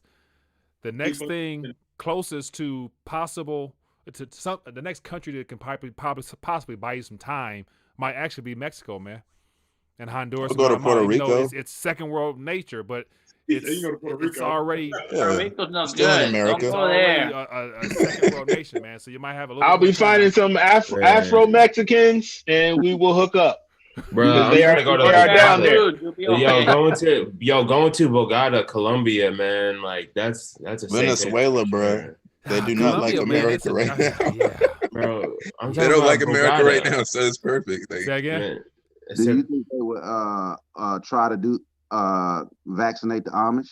Like that's a big thing. Like, do you think they're really gonna come from people like the Amish? No, they're gonna be protected come from the Jews. Or what about Native Americans on reservations? Them too. Oh, they're gone. They already let them hang in. They get out of there. Yeah. I don't even see. I mean, it's sad because I'm looking at Indian Creek with no natives. I'm like, I ain't seen and I know I'm from Omaha too, and you can go out and find and see some of them, but they was homeboy. Used to go to school with a lot of them brothers, but it's like they just vanished them off. You can't find them. They're like nowhere. If you drive through New Mexico, you will see. I drove through a lot of reservations on I-40. But guys, I don't know. You guys know that Native Americans, most people don't know this, but the land that they own, they don't own it. It's in trust through the what is it called? The Department of Interior with the Bureau, the Bureau of Indian Affairs. So since they don't own their land, they can't borrow against it, sell it to each other. They can't do nothing. They have to do it as a tribe. It's a big mess. That's why everybody wondered why they're always impoverished, just because of that. That's that legal term native. It breaks down the naive in the law books and them black law books. It's like they really played them, man. So watch this in the chat. Solo said the Amish don't suffer from COVID because they don't have TV or the internet. I believe it. Solo. Tell them to come out. But there's an island off the coast of India. It's called Sentinel Island, and they got this tribe on there. No one can go on it. No one, like, people have tried to go on it, reporters, and they end up getting speared off the helicopters and killed. And so I think they're going to be the safest ones. They're going to be the ones out surviving everybody. They don't have to take COVID. They don't even know what COVID is. Like, they're not affected by it. So it's like, go get them sick and take over that island. Like, they're gonna be fine. Like, no, they will spare anybody. I'm not even going. I ain't stepping over there. They're gonna have to give me an invite. Has anybody thought about starting like their own little community? against the government. Like, how you gonna do that within the interior of the government? Though? And that's the thing. Like, how can you like so Kanye bought 50, 100 acres out in Wyoming somewhere to build his own little area, and then down in Georgia they bought 50 acres of land or something to start their own little community. I'm thinking like, you in America, man, like no matter what, like I think property rights will be taken away if they restructure the Constitution some way. So if they say you're not gonna own nothing, you're gonna be happy that way. You're gonna make sure you don't own nothing. You know what I'm saying? You ain't gonna be happy. Especially Wyoming. Wyoming, man, please. No, but hold on. There's a reason why Kanye moved to Wyoming. It wasn't the land. Wyoming is one of the, when it comes to trust and privacy, they're the best. I don't know. Oh, okay. They got the crypto situation there. So a lot of billionaires have ranches in Wyoming. In Wyoming, they have ranches and bug out places in Wyoming. Like Wyoming's privacy when it comes to trust is insane. Like it's okay, man. So Africa might be the spot. Are they above ground or underground? Africa, bro. If you're gonna do a trust, do it in Wyoming. I don't know. If make sure I don't get got when I get there.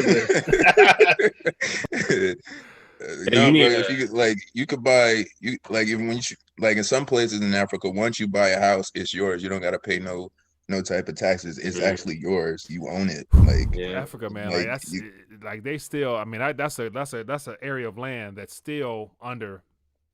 They still are under colonization type policies there. You know what I'm saying? When you got your judges, and depending on country like Nigeria, they still got judges wearing a white robe, the white wigs. You know what I'm saying? So we know who still run the show in most of those countries. So, but at least you're not in America like directly. Like you way over there, as opposed to just being like boarded up wall, martial law, austerity, and no way out. Bro, like you could, he's right though. He's right. You could actually have a private military in Africa for cheap.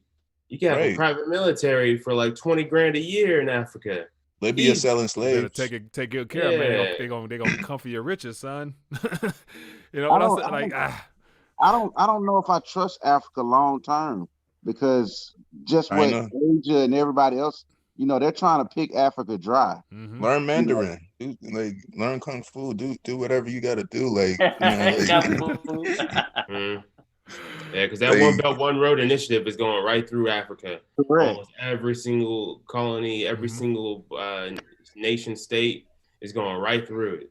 Correct. This ties in why the dollar is going to go down. A lot of those political leaders, in Africa are actually selling out their. A lot of those political leaders in Africa are actually selling out their tribe that they're against to some of these Asians. I've seen documentaries on YouTube, and he was like, "Where are why isn't any Africans or any natives that live here working?" He was like, "We don't use them. We use people from Asia." So they're bringing all the manufacturing and the jobs and business, but they're employing their own people. Yeah. But like the houses that you can buy in Africa, like the properties in California that cost like $45 million. In Africa, you could get a crap ton. So you probably talk about Nigeria, not Nigeria, but Ghana. Like but in Africa, South Africa, you need 10-foot walls all the way around your place. Why would you live like that in Africa? You would just be a target. Yeah, I heard Ghana be breaking the pockets. You come there as an American, they would getting you something that costs $10 gonna cost you $100. The hell? I've heard some stories. I don't know if it's all true, but I've heard a lot of stories and documentaries on that too. I'm an audio engineer. I've actually engineered some Ghanaians that literally have palaces over there, have servants. They own businesses. You know what I mean? And they got artists in their family, and they come over to my house. I record them and whatnot. Man, they tell me a lot of stories, bro, and how actually they don't look down upon like African Americans. In fact, they encourage them to go back and just visit and see what's explore the world. That's I actually sat down with one of his relatives, his father actually, and he was telling me about how America is a land of oppression compared to what he's used to in his nation. And I was like, man, that was an eye-opening conversation and whatnot. That's different. Yeah. And think about it. You got an abundance of food, gold, metals, like everything that you could possibly want in Africa. You go to other countries. Oh, go ahead. I was gonna say, look.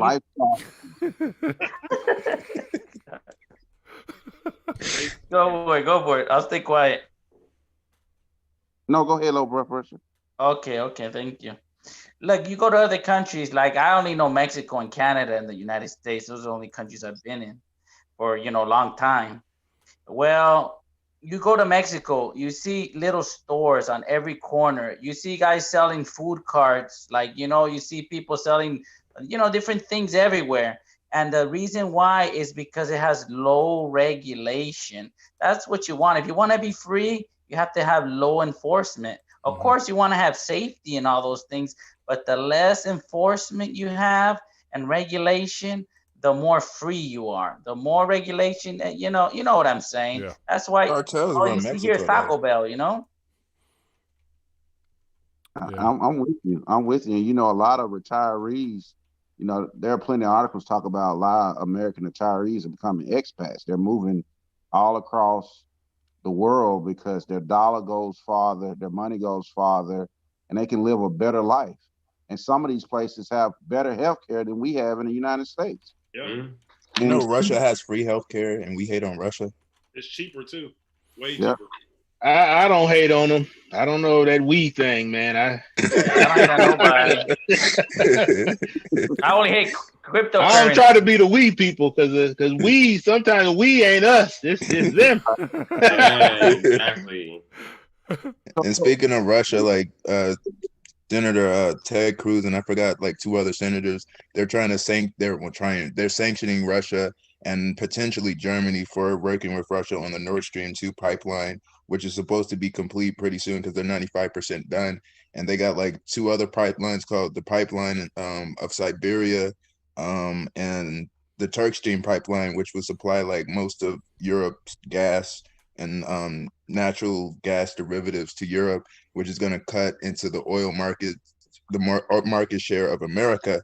And like Germany has part ownership in the Nord Stream 2 pipeline. And they're like, look, America, if you keep fucking with us, we're going to put retaliatory sanctions on you. So like, I don't know how this is going to end up for America, because do you really want to lose an ally in Germany? What's going to happen to the EU? Or what's going to happen? And like Turkey already don't really like America, and we got like 50 nukes sitting in Turkey. So it's like, do we really want to push these buttons here? Like forget Trump pushing buttons. Do we want to push these buttons? I bet if Biden gets in officially next year, he gonna have a war on this belt. You know what I'm saying? He gonna start. They're going to Venezuela. They're gonna get Maduro up out of there. Watch, like Venezuela. We're still in a trade war with Russia and China. Say again. We're still in a trade war with China too. So like, war jumped out the economy. Say again. War jump starts the economy. Oh yeah, and we're struggling already. So yeah, we can use extra couple $1 trillion of because they're building up the pharmaceutical industrial complex. They're forgetting about the defense. So all those warmongering people need to be fed. So they're going to put a couple $1 trillion in their pocket. Babar, how you doing, my friend? Oh, he's here. Babar, can you hear us? Maybe not. Hey, Mike. Yeah. Hey, tell me what the world without the dollar looks like. When I say without the dollar, I mean not the reserve currency, and it's not worth that much. Maybe 60. Birds chirping. I'd imagine it would be just like the rest of the world. Like they would be literally. We're going to have a downgrade on our lifestyles. Like right now, we're witnessing it right now. It's already started officially with all this job loss and business closures, bankruptcies, foreclosure, all that stuff is coming in January. So imagine a world where you can't access credit as easily as we have. There you go. That's basically without the dollar. Mm-hmm. Hey, you know what I think? I think Discord servers are going to become very lucrative. I think if you have a tip bot that builds on top of the US dollar and the Satoshi trading hand in hand, bro, it's going to be incredibly lucrative. And if you I don't know what he's saying. No, Discord? Bro, Discord. No, Tidbot. I don't know. I don't know all that stuff. Bro, dude, I'm telling you, like, if you got a Discord server with a Tidbot, bro, you're going to make a lot of money. Is that like a machine you buy? Like a computer? I'm talking about like a conversation that we're having right here, right? This is WebRTC happening in real time between like 8 people. You know what I mean? Okay. And literally, you have this same framework in a JavaScript application called Discord. It also runs inside of a browser. And you can have a Discord bot that's built on top of JavaScript that embeds US dollar stable coins and the Bitcoin single denomination called the Satoshi. And you can literally trade back and forth between people and exchange goods and services like, you know, freelancing or like, you know, food deliveries, et cetera, just over this sort of communication that we're having right now. So you're saying I wouldn't know where 10 pounds on the square. I'm just saying what it is. I'm just saying what it is. Because not only that, it's because the fact that like tip.cc, you don't even need to withdraw the Satoshi. You don't even have to withdraw the dollar. It all happens within that framework of the second layer on top of tip.cc within Discord. And it's like you're trading without any transaction fees. It's absolutely the future, if you ask me. That's what I think is going to happen. And people Discord? aren't actually going to rely on credit. Yeah, Discord. Yeah, Discord. Well, if you go to, I was going to say, and I know I'm interjecting. Yes, I agree with you with Discord being the next direction that I think for our generation or the millennial generation and going forward. I think it is going to be a very useful platform in the future in a practical sense. My only discrepancy with Discord is that the servers are physically located within the United States. That's my only discrepancy. You're talking like Hillary Clinton server in the toilet? Oh, but there's multiple different servers internationally though as well. Like they have servers all over the world. Yes. That's my only discrepancy, and nothing more, nothing less. Because every platform, if it's digital, does require physical server location. So, man, I keep trying to say this, man. Like there are operations with WebRTC happening over Jitsi where there is no central server necessary. Actually, you know, there's different protocols like Hypercore, Hyperswarm, and IPFS where you can host applications and RTC protocols like this in a peer-to-peer form factor, and it's just distributed over hash keys. You know, I think that's the future too. But we'll see what happens. We'll see how the platform evolves. Well, I mainly. Go ahead. Whoever, cutting off. No, go ahead. Okay. Well, I was going to say, really, what I'm most concerned about is the civil unrest that's been going on this past year, and I think that's my main issue going forward. You know, we can't have any type of society unless we have some level of trust within each other as a community. So while it is cool to look at all these different things, that's my main concern. And I understand that it's out of my hands in the grand scheme of things, but the only person I can control is myself. So I try to lead by example and explain to people, hey, look, you don't have to do all this looting the stores and all this, divisiveness. It's this year has definitely been a ridiculous year. So. Well, if the dollar falls, they might have to loot those stores. Maybe they can't afford. They're not going to be able to afford the products within those stores, as the price increases, because wages haven't gone up along with inflation. Like it's been stagnant as inflation is rising. Yes, I think it all. Yeah, but you ain't got to loot. You ain't got to loot mom and pop stores and Louis Vuittons. I mean, looting is just that's just crazy. TV. Right. And half of them ain't got no house to plug it up in. I saw a video of a man wheeling out on a dolly like a washing machine, and right past the reporters. It was funny. He just stopped and looked and kept walking. I'm like, damn, who goes shopping for that? I think the civil unrest was done on purpose so that they could work in, because you think about it, most people don't know what's going on. Mm-hmm. They're focused on the news, and all the news is preaching COVID and civil unrest, not realizing what's taking account in the background. Like Powell always gets on TV talking about, well, COVID was the reason why the crash happened in March, but really the crash happened last October, with the repo market. But nobody knows that. And why don't they know that? Repo? Huh?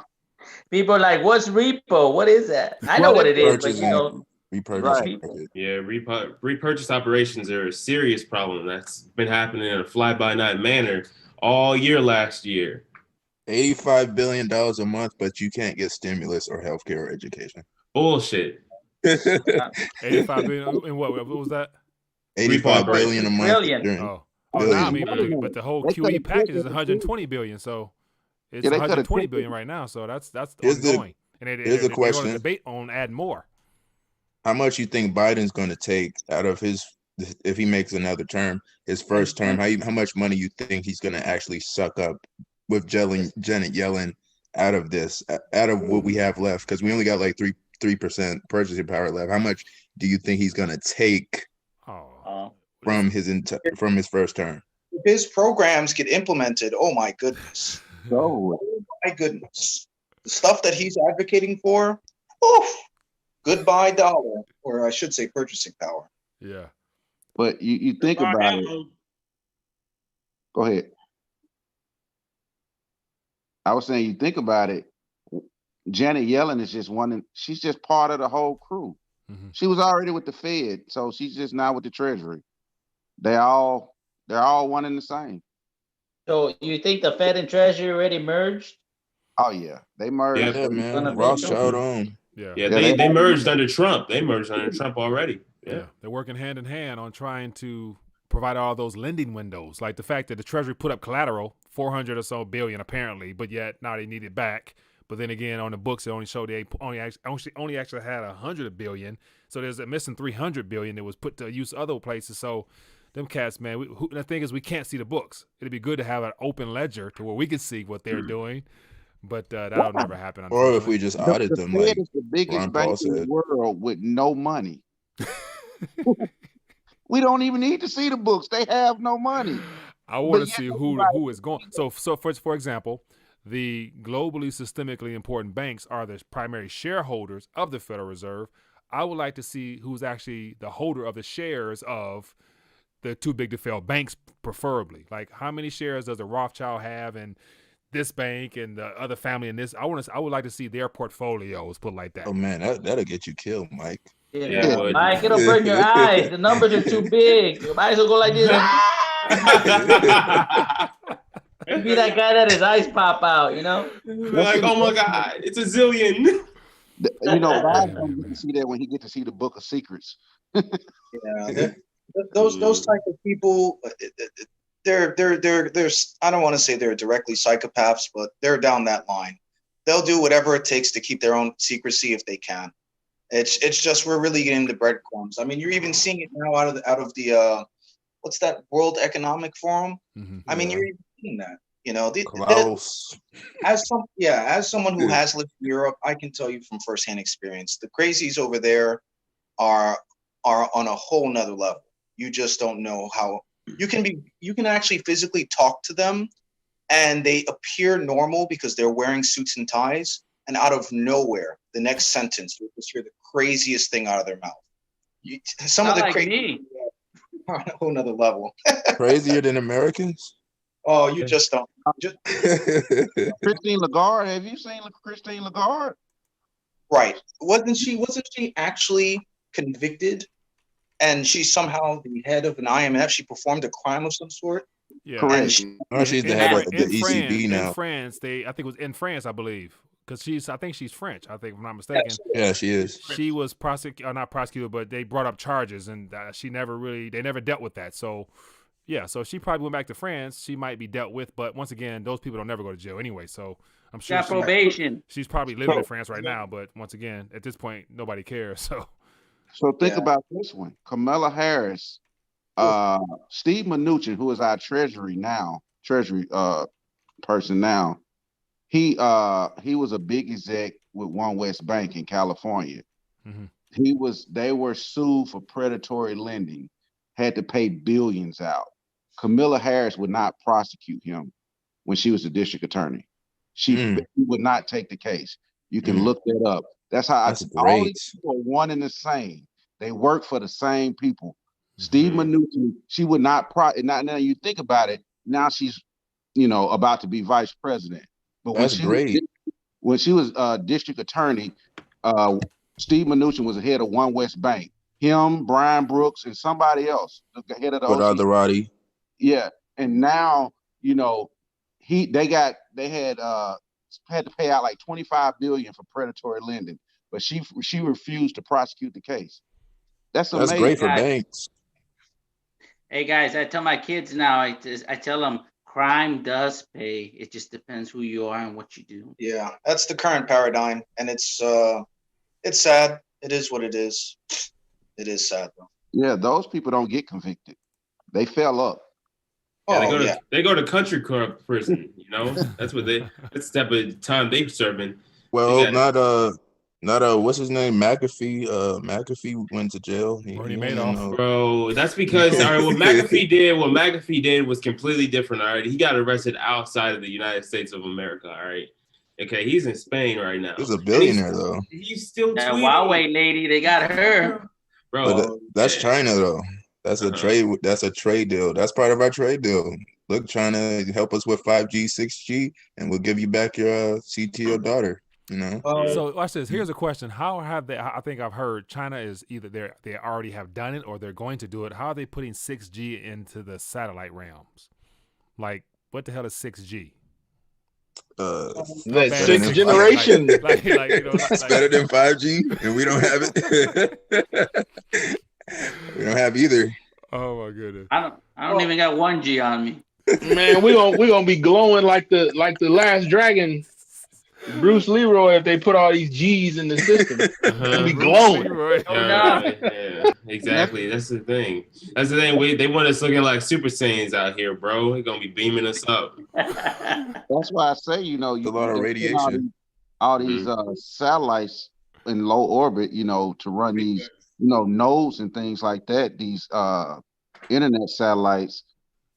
They're just gonna, all this stuff will be able to run by itself. Mm-hmm. And so how y'all feel about the Space Force since we're on this satellite thing? We're gonna go to war in space. We're gonna have Star Wars. Space Force is a cover for something else. Like I don't really, if NASA was not able to do anything as far as leaving orbit, really, for the last 50 years, what the hell is Space Force gonna do? You know what I'm saying? So it's more than that. They probably running drugs out, you know, running drugs in space or something like that, dog. We're gonna put a laser on the moon, nice, and then we're going to laser. Nice. Now you're thinking. You got space. Watch this. Here's a question. Go ahead, Prabhar. Well, I was going to say, you know, as a veteran, it really infuriates me that we added yet another layer of government in the Space Force. I mean, and I already know, there's going to be that one kid that's going to irritate me, that's going to join.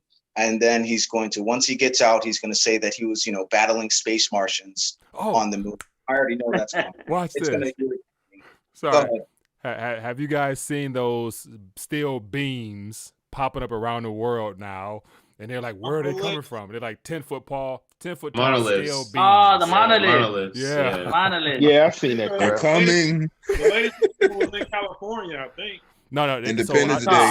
Several countries now. Like they've been popping up, like, you know, not just in the U.S. You know what I'm saying? So no, there's a video that shows how they put them in there, and then somebody took them out. They said 6G. Yeah, that's 6G. That's what it is. Mike, I have a question. Yeah. What do you think about the missing $23 trillion? I think somebody mentioned in the chat. You think we'll ever find out what happened to that money? Oh man, the Rothschild got it. I wouldn't. So here's another thing. So a lot of those funds, you know, for those who follow or watch Cliff High, he was talking about years ago about down in Antarctica, they have, you know, for whatever reason, that's the only part of the planet that's not touchable by humans, but governments and all types of programs been going down there. And so there's something they're doing down there. So I would imagine it takes funds to do that. So whatever the hell it is down there, that's where a lot of those funds might be going. So that's my first guess, but I don't know if it's what can 21 trillion do for you in that piece of the. It can do a lot for you, but to do what? Like not only there, trying to build, grow, create, bring back to life, ain't no telling. So only there, but so you guys were talking about Space Force. If you go back and look up like Ronald Reagan when he made that speech about I think he made a speech about protecting the planet or whatever, and he was supposed to be talking about the Soviet Union. Like in the 80s, there was Lockheed Skunk Works they developed a lot of black projects or whatever. You can look some of them up. And then like the CEO of the company made quotes saying we can take, ET back home. We have the means to travel through the stars. It sounds crazy, but you can look a lot of this stuff up. All the money for those projects never had any congressional oversight. So there's a guy named Michael Stratt. He's been trying to investigate that and get some of that knowledge, like that information released to the private sector, because it would benefit, us as humans, as mankind. But we will find out, man. And no, we do got that technology for sure. I do think there's some technology that's already available that would definitely disrupt and change some things. But anytime somebody creates something that can be a disruptor, they're either bought out or they disappear. So there's probably a lot of stuff out there that we will never know about. But hopefully sometime soon we hear about that stuff, man. You seen what J.P. Morgan did to Nikola Tesla? Nikola Tesla said, yo, I got this device that has infinite energy. And J.P. Morgan said, if you don't got a meter on it, I don't want it. The bank told you no. So if the banks don't want it, you ain't getting it. And guess who was allowed in Nikola's room with all his work? Trump's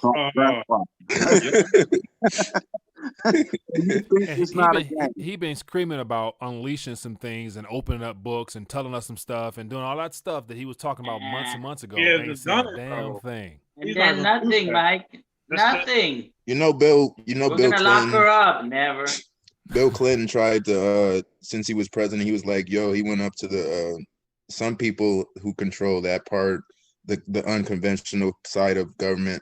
He went up to them and said, yo, can I get files on like aliens? And he got access denied. So if the president can't get that type of knowledge or that type of access, then like, who are the people over the president controlling that? Like, so who's really in control? Like, they never will, because they're a temporary employee. Yeah. And no telling what Bill Clinton probably wanted to do once he seen the aliens. He's a weirdo, man. Yeah, bro. Bill Clinton, man. Bill He saw that alien with 3 boobs. He'd have took him down to Steven Island. You hear me? He saw that alien with 3 boobs. He got excited. I was still shit. And Total Recall. Hey. Staying on the spacesuit. Hey, here's a question. It says, do you think precious metals will be illegal to own like they did in the 70s after the digital reset? What do you guys think? Yes, absolutely. 100%. Illegal. They're gonna confiscate it, bro. They're gonna pull I'm going to war over mine. Bro, man, they're gonna pull a new deal on your ass and just try to take your metals. That's exactly what's gonna happen. In the words of Justin Trudeau, I guess that'll be the day. That'll be the day of my demise, then, because I ain't going out. Shoot out. I think it's gonna be like what you guys talked about the other day. I think how they're gonna push digital currency like Bitcoin being digital gold. The new millennials don't really know coins. I went to my local coin shop last week, and they had bought a whole coin collection, $200,000 worth. The grandparent died and left it to the grandkids, and the first thing they did was sold it. You're not gonna have to give it up because the younger generation don't know what to do with it. So when it gets in their hands, they're gonna want to trade it for something else. Yeah, I can see that happening. Well, I would really like to find some dummies like that, because that ain't worth nothing. Give you $20 for it. Really, if you got enough precious metals, you could really, in some land, you could really start your own little thing, because metals, that's how you get electricity. You need copper for electricity. You need silver to heat up, make sure your shit is clean so you can eat spoons and shit. Like, you could really make all your stuff yourself and become like independent of the government, but you're gonna have to find a separate land that isn't on government land, because they will get you. Yeah. So, but let's welcome somebody. Mr. Aaron, how you doing, my man? Hey, Mike. How you doing, man? I'm doing good, my friend. Where you checking in from? FEMA Region 1, New England. New England. Man. Yeah, man. Got more people announcing their FEMA jurisdiction area. Yeah, man. Thanks for joining us, man. Yeah, man. I appreciate it. Well, Region 3, what up? Okay, well, I was going to say, government will do whatever it takes to push its own agenda. And I think the best way going forward is to just preach the good word, of the importance of precious metals and, explaining to the younger generation who don't understand how the world works. It's kind of one of those situations where you have to think of yourself in the event of a collapse in any format or way. You have to think how you want to handle that going forward. So I think the best approach is to just preach the gospel of the good word, to the younger generation of how the world works. Do you think America is dead? I'm sorry. Do you think America is dead? Like the idea of America, because and there was Thomas Jefferson said if the government fears the people, then you have freedom. If the people fear the government, then you have tyranny. So if America was founded on freedom and now we live in tyranny, isn't America officially dead at this moment? For me, currently, how I view it is until you end the Fed and make that your first step, we're not really going to get back to what it means to be American in a classical sense. Every president that tried that ended up dead. Right. I'm gonna try it. I'm gonna succeed. Right. And we have laws on the books that are over 100 years old, still to this day running this country. I mean, you can look at even the one president himself, Woodrow Wilson, who signed in this, the Fed. I mean, that man was so senile. We eventually made the 25th Amendment just because of him. So he had syphilis. Hey, Pabar. What's up? According to some people, or one in particular, they said that he signed the Federal Reserve Act because it was trillions of ounces of gold in the Grand Canyon. So, Mr. Big Swear. Well, the law I hate the most out of all of them is the Jones Act, which was also signed in by him. That's the one law I can't stand the most. But whatever the reason was, at the end of the day, he signed it in our country, third time's a charm. Still here. I got a question. Do you guys even want to live in a world where you actually need your precious metals? That's a good question. That's a damn good question. Yeah, so I don't want to live in a world where I have to use them like in the way they did 100+ years ago. No, but I would like to be able to have something that I know without me doing anything to it, it still has preserved, still maintains value that's needed, to where if anytime I need some savings or something, I can go take a coin and be able to get some things done. So yes, as far as using on a daily basis, no, I'm good. But to have, just to say I have something that resembles what money used to be, sure. Yeah, I kind of like how it makes me feel. So I like mine. It's weird. It actually does give you peace of mind. It's strange, but it does. Maybe it's because I've studied alongside purchasing, but it makes you feel okay. Like everything will be okay. Holding it feels amazing. I'm not gonna cap. Like having a bar of gold in your hand, having an ounce of gold in your hand makes you feel like $1 million, honestly. What about Bitcoin on the screen? Do you feel the same way? Oh, bro, honestly, dude, I feel like a fucking supervillain. I'm not gonna cap, bro. Like, dude, like, bro, I love seeing my balances, man. Like, dude, I love it.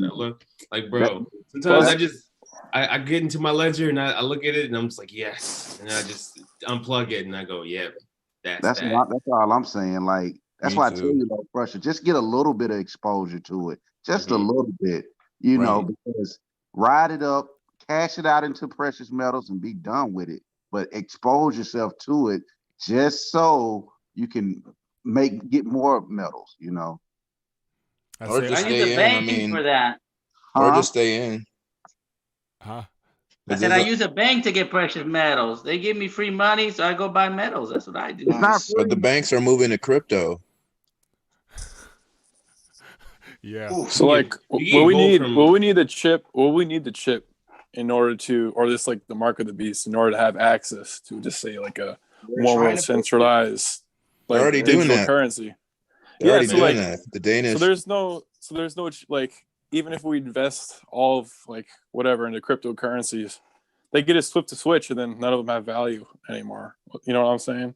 You say metals not valued? I disagree. No, not metals, like the crypto. Yeah. Unless if you become part of the beast system and you get the quantum. Well, there's another thing called like the quantum dot or whatever, and like that's like the thing that they'll use in the vaccine or whatever, and like that will connect you to essentially the blockchain, like the one world centralized digital currency. I don't know. That's just what something I heard. RFID The chip RFID. implanted Oh yeah, that's deep. Yeah. He's saying if you get shot up with that stuff and then they can track you. Yeah, that part. I've heard of something. I've heard about that. Something like that. Aren't they happy with the Patriot Act? Like, damn. Yeah, right. Yo, but honestly, yeah, it's fucked up, dude. Bro, I'm at the point where if they want to do that to me, man, like they gotta like fucking like kill me first. Like honestly, they do it. That's the thing. If you have a cell phone, they did it to you already.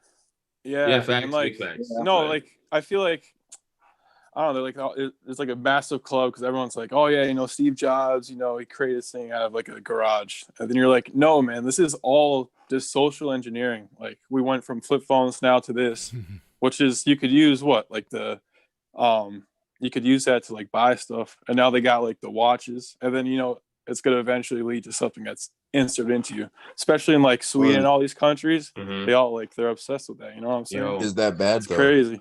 Well, is that bad though? It could be. How do y'all feel about transhumanism? Dude, honestly, I'm playing Cyberpunk 2077 this month, man. Honestly, bro, I think it's a fantasy, but honestly, man, I think we're already in that dystopian future already, bro. Like for real, for real. This is what I think. Already here. It's gonna be Spider-Man in this month. These are not biblical times to me, like as far as this being heaven, because I don't feel like this is the ideal. You know, everybody live and get along with each other type of environment. They're setting up. They're setting this up for a complete pandemonium, bringing hell to earth right now. I believe so. Well, look at how psychotic they are. I mean, they even came out with 2 agendas. Okay, and they have openly told us by 2030 they want us to own nothing yet be happy. They even are after our protein sources. Legitimately. You guys are just now seeing how psychotic these people are. I mean, I know I lived in Europe. You're just now coming to the forefront of realizing that this is stuff I knew, you know, in preschool, essentially, in Italy. At least we don't have a carbon tax. Don't even get me started. Don't even get me started with that. Trust me, living under the EU, it's the ultimate level of torture. I'm glad you guys don't know. I can tell you that. Yeah, try living in a country like Italy, where the second half of the Constitution can get wiped, and they put whatever laws they want. Just imagine that. And that was me growing up. And by the way, pizza there. We Mike like pizza. Oh, God level. It's on a whole nother level. Yeah, and we go through prime ministers left and right. Trust me. You guys don't know what crazy looks like. I lived under it. We're gonna find out. But Trump. We're gonna find out. Yeah, but Trump though, bro. That's insanity. What Trump was doing what Trump was doing last year was literally absurd, bro. Like what? I like Trump though. He was honest. Like what? What was he doing? Trump wasn't as honest as like you think he was. But like just how Trump was enabling people to pretty much do human trafficking. Enabling? Yeah, he was. I've seen more media stories where a lot of things were disrupted, and there's been more kids saved according to like the alternative media sources than any time ever, and it's just nobody really knows about it. But there's been a lot of pedophilia and sex trafficking rings upended that happened under his watch. That's from what I've gathered. So true or not, I don't know, but I never really knew how big pedophilia was until Trump's administration. Well, however bad you think Trump is, just and I'll give credit to Solo in the chat. Just wait till Grandpa Joe shows up. Oh my goodness. How do y'all feel about? No, let me talk. Can I talk about that stuff you just said? Sure. Look, I think this is a problem with our society right now when it comes to harming children. When people harm children in the Middle East, they cut your head off. That's what they do when you hurt children. You know what way I'm talking about. I don't want to talk about that. But I know. I've been to Afghanistan. I know what you're talking about. Go ahead.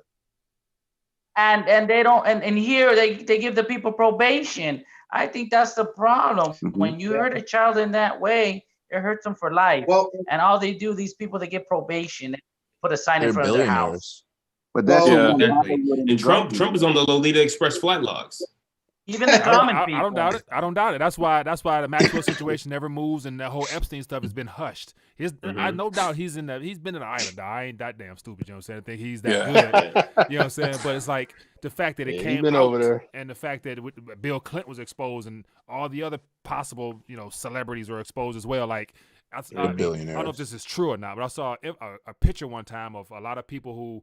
I guess were either on the flight log or suspected have gone there, like Eminem, Akon, like a lot of Hollywood's. Chris Tucker was on there. Yeah. Who? Chris Tucker was on. That was that was somewhere else. That wasn't on the. I know what you're talking about. That was like some type of fundraising event. But no, I'm talking about like them having been involved in those type of groups and those type of parties. You know what I'm saying? Like the Illuminati. Yeah, like drinking blood and all that other crap stuff. Look what happened with Clinton with those John Podesta. That dress, him in a blue dress, dog. That was. I mean, when I saw that, that's been circulating everywhere, dog. Clearly, he has to. That. you probably got celebrities that went over there that probably didn't even take part. You got some of them that just know it happens and don't say nothing. They just waiting for their name to come up. It's the thing. I think in order to exist in that culture in Hollywood and to excel to the levels that a lot of those people have made it to, you had to compromise. You know what I'm saying? You had to sell out your soul and probably, Yeah. Mike, would you put on somebody? Huh? Yo, so one thing, so pretty much, I feel like we're living in the end time. So they've kind of normalized the whole LGBTQ thing and they have their own flag. But if you do some research into the pedo flag, it shows like blue and then light blue and then it shows like yellow and then pinkish. That's their colored flag. Mm-hmm. And they're normalizing it because if you start looking at music videos, bro, like the popular music videos, you'll see those colors, like color themed. Flag in there, bro, and like you're actually normalizing it. It's fucking scary. You're actually hitting at a good point. Well, you're hitting at a good point because even a lot of these new child videos, like children's series that are coming out on YouTube, they're getting banned up front, even by YouTube standards, and YouTube knows how to shadow ban. So that just tells you how far they go to normalize this kind of stuff. And like it's weird because like if you look at like TikTok and stuff, you have all these like women, but like they talk in like baby sounds. So you know what I'm talking about? Like they'll talk like in the high pitched child voice. And like that's just, you know what I'm saying? They're hitting this stuff kind of like into our subconscious almost. It's messed up, Hey, what about Trump normalizing this whole QAnon phenomenon in conspiracy? I mean, that was kind of crazy too. Like, But you think about like they've been putting those pedo signs in movies for a while. I think The Spy Who Shagged Me or whatever, that movie, the ring he wore has a pedo sign on it. Is it like a triangle? Yeah, that triangle. Oh yeah. How old is that movie? 20 years old. They got that. They got that in like child TV shows, man. Like they got those symbols. It's like a triangle, and then there's like the hearts. There's like the couple hearts or whatever. But they got all these symbols. Look at LA County Sheriff's. Look at LA County Sheriff's badge. Look at their badge. It's on there. And they're calling things. They're calling it mental illness. They're trying to say pedophilia is a mental illness. They're trying to normalize it. Yeah. Oh, yeah, no doubt. Oh, just dude, like everything else. We've progressed all the way to the point now where if you say something about any of that, you might be considered like, sexist, racist, or whatever the word might be for the pedophilia side of things, like at the anti-pedophilia. I don't know if there's a terminology for it yet. But you should be ashamed of yourself. Huh? You should be ashamed of yourself for not letting one kid see. Like, bro. I mean, look at the crap they're doing by making an 11-year-old decide if he can get a shot. Next is going to be 11-year-old deciding if he should date this guy. Well, look at Dwayne Wade's son. Dwayne Wade. Oh my goodness. Think about this. And if he was still in the hood in Chicago or broke, if he wasn't at that status, he wouldn't have a response. You know what I'm saying? No, But he had to be very accepting of his son and cooperate and understanding. Because And the gay just the mafia fact will you call kill him you. she, like you call I him she, didn't hear about that one. What happened with Dwayne Wade? that'd crush me, dog. Oh, his child is a transgender. Like it's just more pushing the agenda. He had to pretty pay his much. dues. what Dwayne Wade age? answered to somebody higher. And to get what he got, he had to pay his dues. His dues was his son. Yep. That's Yeah, What age? you know what? You know what's another ritual that these guys got to do is like every single person at the top has to cross dress. Like that little baby guy the other day with Drake, he had to wear a dress, and Kevin Hart, they got to wear a dress. It's all part. Yeah, Kevin Hart dressed up as the Vatican It's- that when he was. yeah. Yeah, I remember seeing that. It's As soon as he the did Masons. that, yeah. And As soon as he Lil did that Yachty in did it Saturday too. Night Live, It's he got all kind of movies. It's a humiliation ritual, is what it is. Guys, That's what they got to do. how Kevin much Hart silver to wear a dress? They said. How much silver you said you get for wearing a dress? I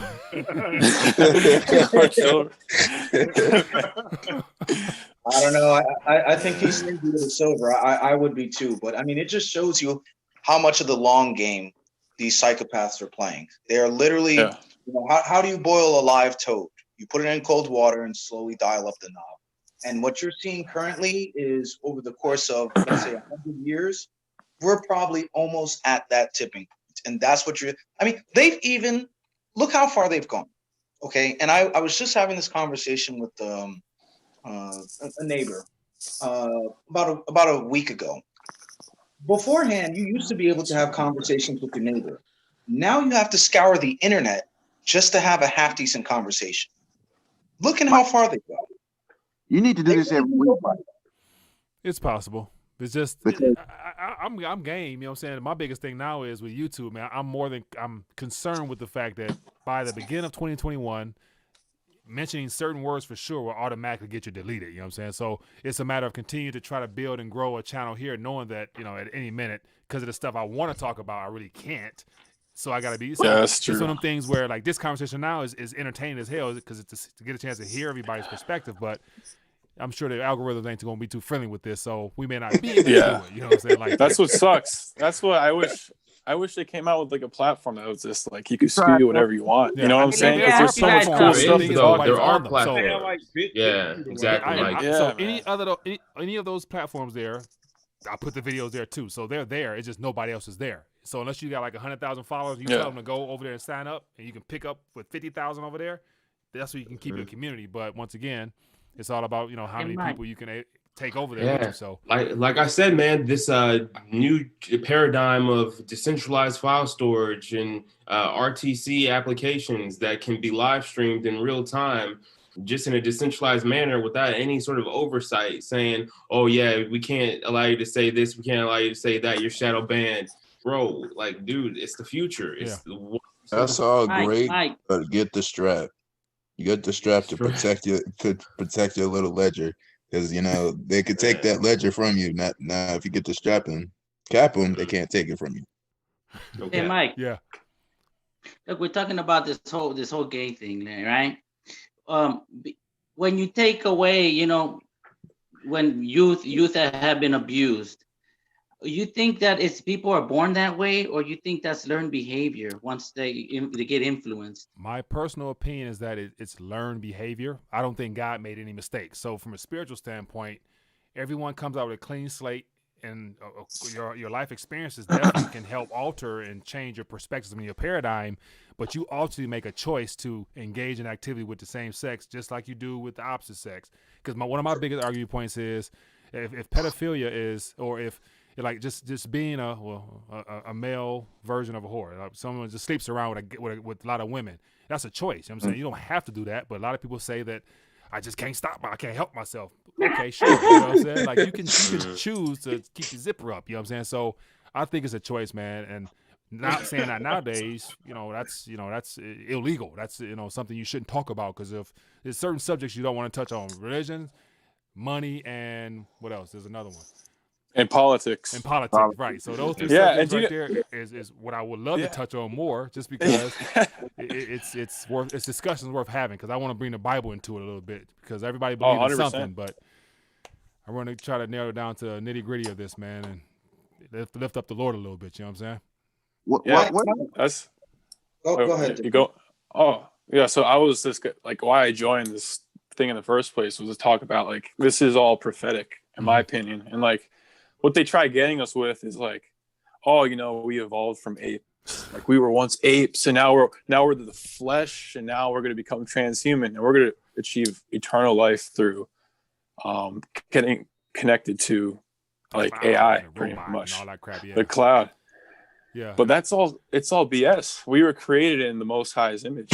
You know what I'm saying? And I really feel like Christ is going to come and he's going to restore this soon. Like this is all prophetic. So that's pretty much that. And robots are taking over. We don't restore this.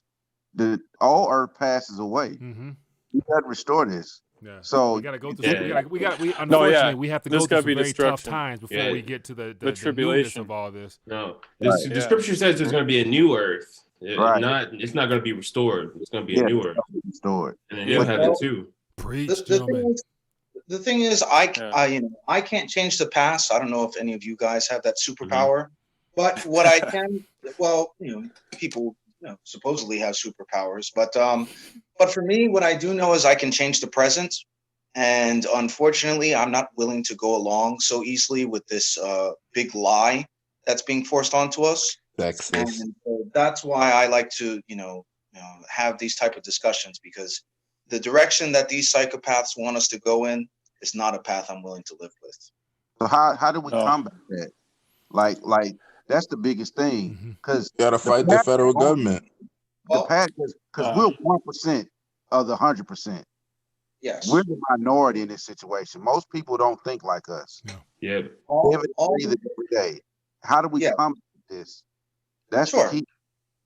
You gotta pull a Julian Assange and hope that you don't get killed. Think about it, we're doing it right now. While having this Yes, and essentially what I was going to go with is, how do you climb up a ladder? It's one step at a time. So one step in the right direction would be to have these type of conversations and to slowly have those conversations in real life. And because, what else can you do? And so that's my one step up on the ladder towards fighting against this nonsense, because I'm just one man. I can't take on an army. Okay. Mm-hmm. But what I can do is have conversations, and maybe if I can convince other people to not go along with this lunacy, maybe I can at least win one other person over. And if someone else continues to keep along that path, I think that's a helpful way. So I know that's not a final solution, but at the very least, hopefully that was a good enough response to explain how you can fight against that, at least one step in the right direction. Or we could create our own money, our own type of money, away from Bitcoin, away from blockchain. We create our own money, because money is our influence. That's what influences all of our decisions. So if we make our own money and transact with our own money, how is the federal government going to tax it? Because they're not going to know how to tax it. Like if we were trading in C cells, how the hell would they tax C cells? Like, you want 3 C cells, 4 C cells, 5, 10, like, here you go. Here's some 10 C cells. Like, like that's the only way it's gonna work. But I don't think people gonna. But you got a gang of people out there saying that Bitcoin is that. Like, Bitcoin is that. Like, that's why I think the whole it is and it isn't craze into that. Like, it's they can't confiscate it. They can track it. Of course. They can't take it from you. It's immutable. It's all that other stuff.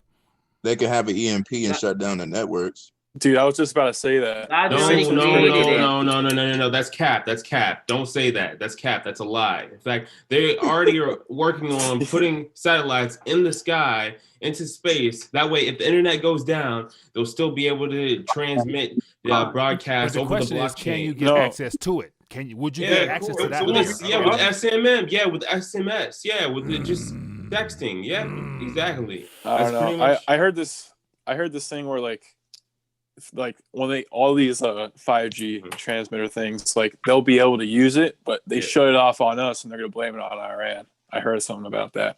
My thing, I believe, like I mentioned this the other day, all week I've been talking about this, since Greg Hunter and Bo Pony got together and talking about the biblical things.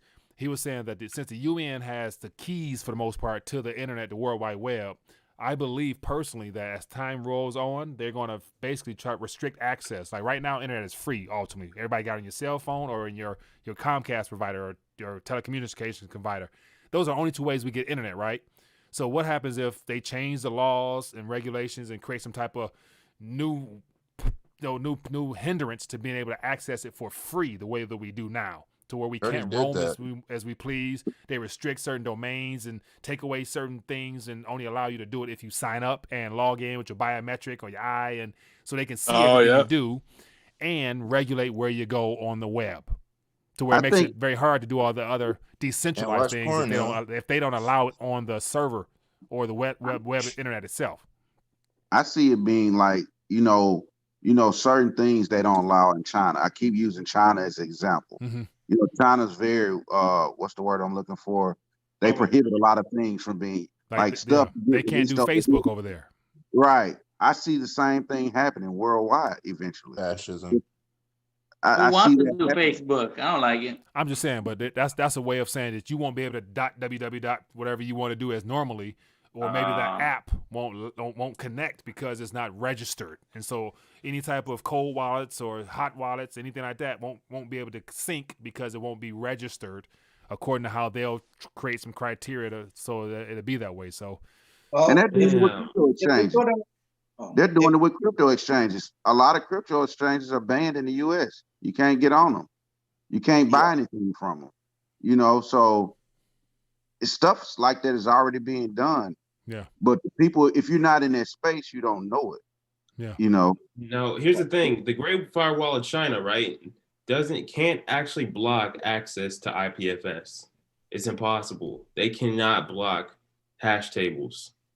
That's the most beautiful thing about it. But I get what you're saying. It's kind of like I'm not for sure how old you guys are, but like back when I was in private school, everybody had access to a computer library. But when you try to type in something, that was like, let's say porn or something that had to do with video games or, into the, your actual domain bar, it would block the site. The government would stop. They would have a web master that would pretty much have like, a set of websites that was constantly updated to make sure that you couldn't go to those websites. And yeah, for sure, the government might do that, with CNAME records, A records, but they cannot stop TXT records of hash tables. And that right there is the future. It's like tapping into the Tor network and having anonymity within the domains that you want to access. Because if you guys ever used Tor before, you'll see that it's just a random string of characters. You can't actually make out a word at all.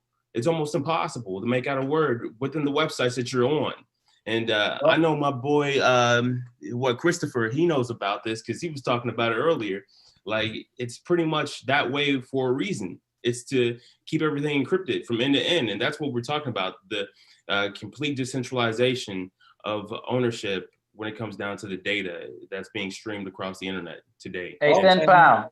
10 pound. What up? Hey, when I was in school, they had something called a card catalog, and you open it up and you look for the books. Damn. Okay. You don't know what you're talking The about. card catalog, man. Come on, man. It's like you lost me. I lost you. Mm-hmm. Yeah, you're right. It ain't that. You can't be that old, bro. The card catalog, man. Come on. Elementary school in the 90s. Yeah. They had internet. They had internet in school. I know in like 92. Mm-hmm. That, not in my 90. school. I don't know where you went, but not in my school. Yeah, I didn't get access to the internet until roughly the 2000s. I was still using dial-up at the time. I think That's about 98. I had it in the 10th, everybody had ninth grade, man. That was Netscape days for me. The AOL. That's crazy. So crazy how this new generation got all this technology, and they don't have to deal with giant phones and plugging Ethernets into TVs and stuff to have a good dial up. They could just snap of their finger, just have it. I mean, I had one of them New Jack City phones. They got Bitcoin.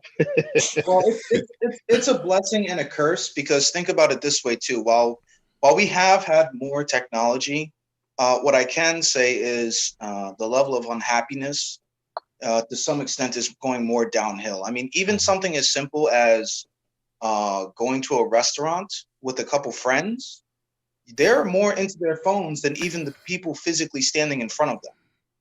Yeah. So that's yeah. That's You guys, sad. I mean, you guys That's see that. universal, man. That's real. Right. Well, I mean, you even see some of these guys, where they will, just be walking and not even be paying attention to what's in front of them as they walk across streets and whatnot, because they're so enthralled in, what is it? I don't even watch this stuff, TikTok or whatnot. Yeah. So Yeah.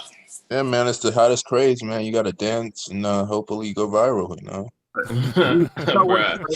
No, man, they got people saying the crazy shit on that thing, man. You know what's crazy?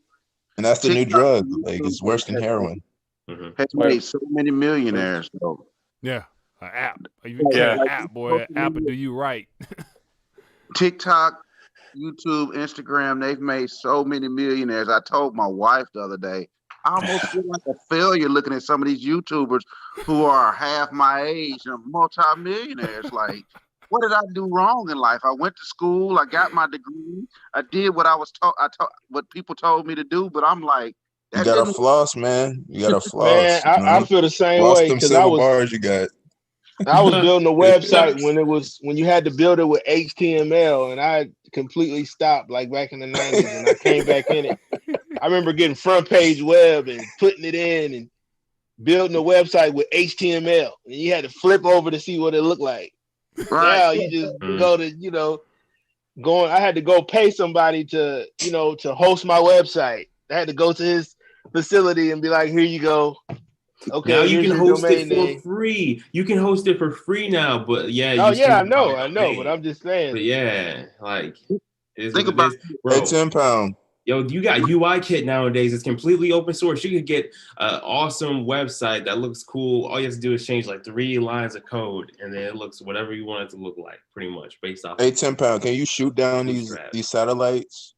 Like, can you shoot them down? Not we, but like, can government shoot them down? Yeah, of course. Yeah, of course, the government can shoot them down. Okay, but still, like when the government's in bed with the people that owns these satellites, like. Why would they use weaponry to pigeonhole themselves into creating a system that they would love to utilize in the future, even after an EMP strike happens? Like, you know what I'm saying? It's about because I feel like it's going to consolidate, but like, I think the people who are already in power, they just want it all to themselves. They don't want to share. So like, if you move towards like a satellite-based system where everything is consolidating, that means they're losing some market share, and then that means it also means that like other people are gaining market share as they're losing it, and they don't want that. So that would be the purpose, and it would probably be under the guise of hey.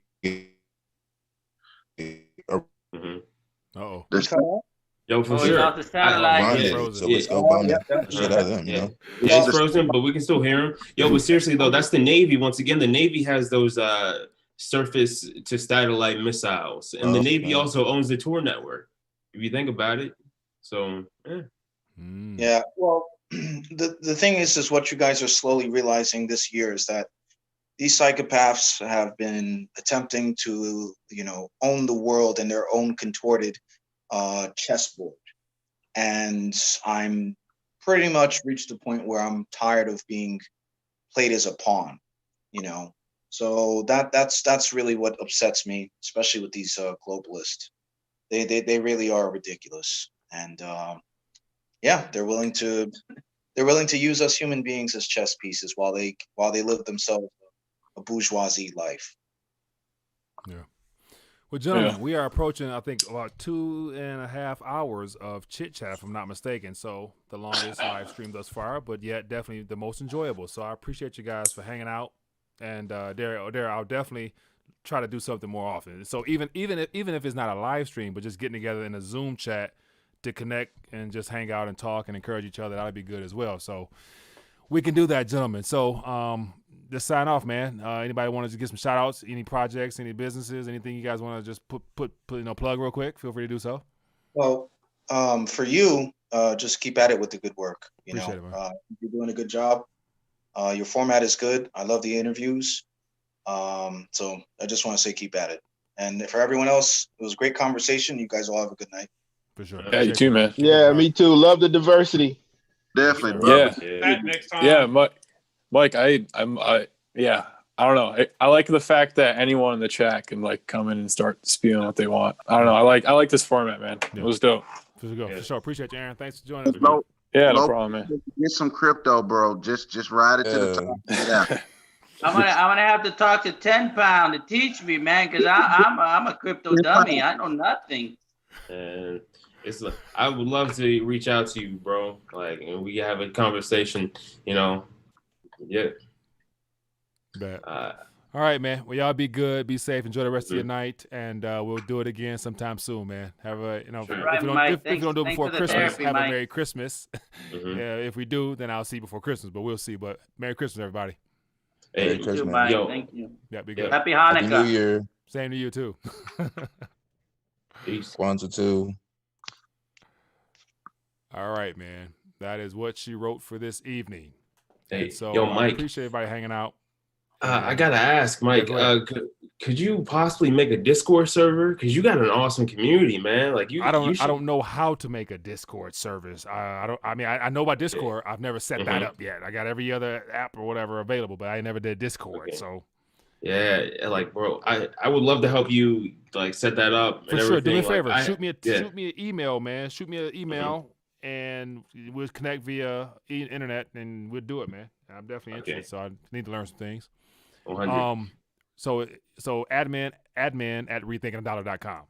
Okay. Or if you just go to rethinkingdollar.com, look at the top left, you'll see the website or the address.